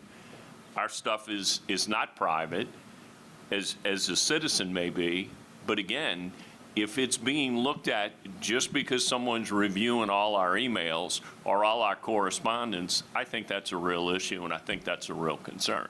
It is, but let me clue you in on this. And this happens. Businesses. Mr. Teff, I'm going to let you go ahead and just go ahead and finish that thought. Businesses do monitor employees' emails, and they monitor what they actually do on their computers during the day. Now, you can look at that two ways. The city is a business. It may be government, but it's still a business. And I know if businesses are doing it, to me, I wouldn't be surprised if government isn't doing the same thing. In fact, you know, when you watch the news that's going on in Washington, somebody's getting some of those emails too. I mean, because it's public. That's the problem. And like I said, I learned the hard way. But I also know in a business, it happens because I was in a position in business where we did we felt like we had employees that weren't producing, meeting their criteria, and we wanted to find out why. And we found out because they were either on Facebook or playing a game on the computers, because the server monitors exactly what's going on. So, I mean, that's one of the things about technology. It does come back to bite you. I got bitten, and I know how Councilman Brannigan feels. Trust me. Thank you, Mr. Teff. I really do. Our time's up. Thank you. Next council meeting, you're more than welcome to come back. Anybody else? Okay. Motion? Wait. Second? Wait. We've got some really loyal employees being accused of some really bad stuff here. And I think in defense of my employees, I need to speak out on this topic. This will not be the last time. I will give you more details, but right now I need to tell you two things. One, go ahead, Ms. Foshee. when we turn on our computers, I don't know if you're like me, I just click through the OK, I don't read it. But if you read it, this is what you would read. The system is for the use of authorized users only. Individuals using this computer system without authority or in excess of their authority are subject to having all of their activities on the system monitored and recorded by the system personnel. In the course of monitoring individual improper use, the system, in the course of system maintenance activities of authorized users may also be monitored. Anyone using this system expressly consents to such monitoring and is advised that if such monitoring reveals possible criminal activity or policy violation, system personnel may provide the evidence of such monitoring to law enforcement or other officials. And I am not aware of any snooping, but I certainly am aware of investigations that meet this definition. I would like to call Adam Campo up because he has more details than I in terms of the actual process by which this occurs. This cannot occur the way that Councilman Brannigan is implying. Hey, Adam Campo, Chief Compliance Officer for the city. I'm also in charge of IT. The process we use for searching email archivers, either for public records requests or investigations, we actually use keyword searches, key term searches. Those turn up, in every instance, thousands of results that we convert over into PST files and then turn over for review. Either for investigation or to legal in conjunction with PRRs. The notion that I or Mike Claus, who are the people with access to the archiver, are snooping into emails is insulting, frankly. My feelings are definitely hurt by the accusation. I think this is something that probably could have been brought up. I mean, it just not cool, very uncool. I know everybody's, having arguments and stuff like that, but the process by which someone could accuse this of taking place would either embroil myself or Mike in a scandal to look through thousands of emails for no reason. It's just not a process that takes place. Thank you. Thank you. And his comments, Councilman, his comments lead to the way I handled it with you, Councilman Brannigan.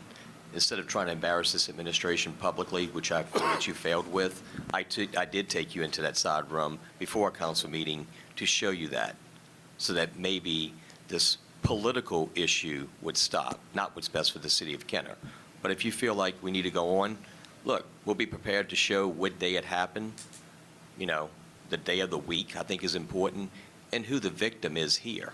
So if we want to talk about the victim, because if you're sending an email to yourself, it would probably be something about, I would think if you were testing us, it would be about a project that's happening in District 4 that's really not happening.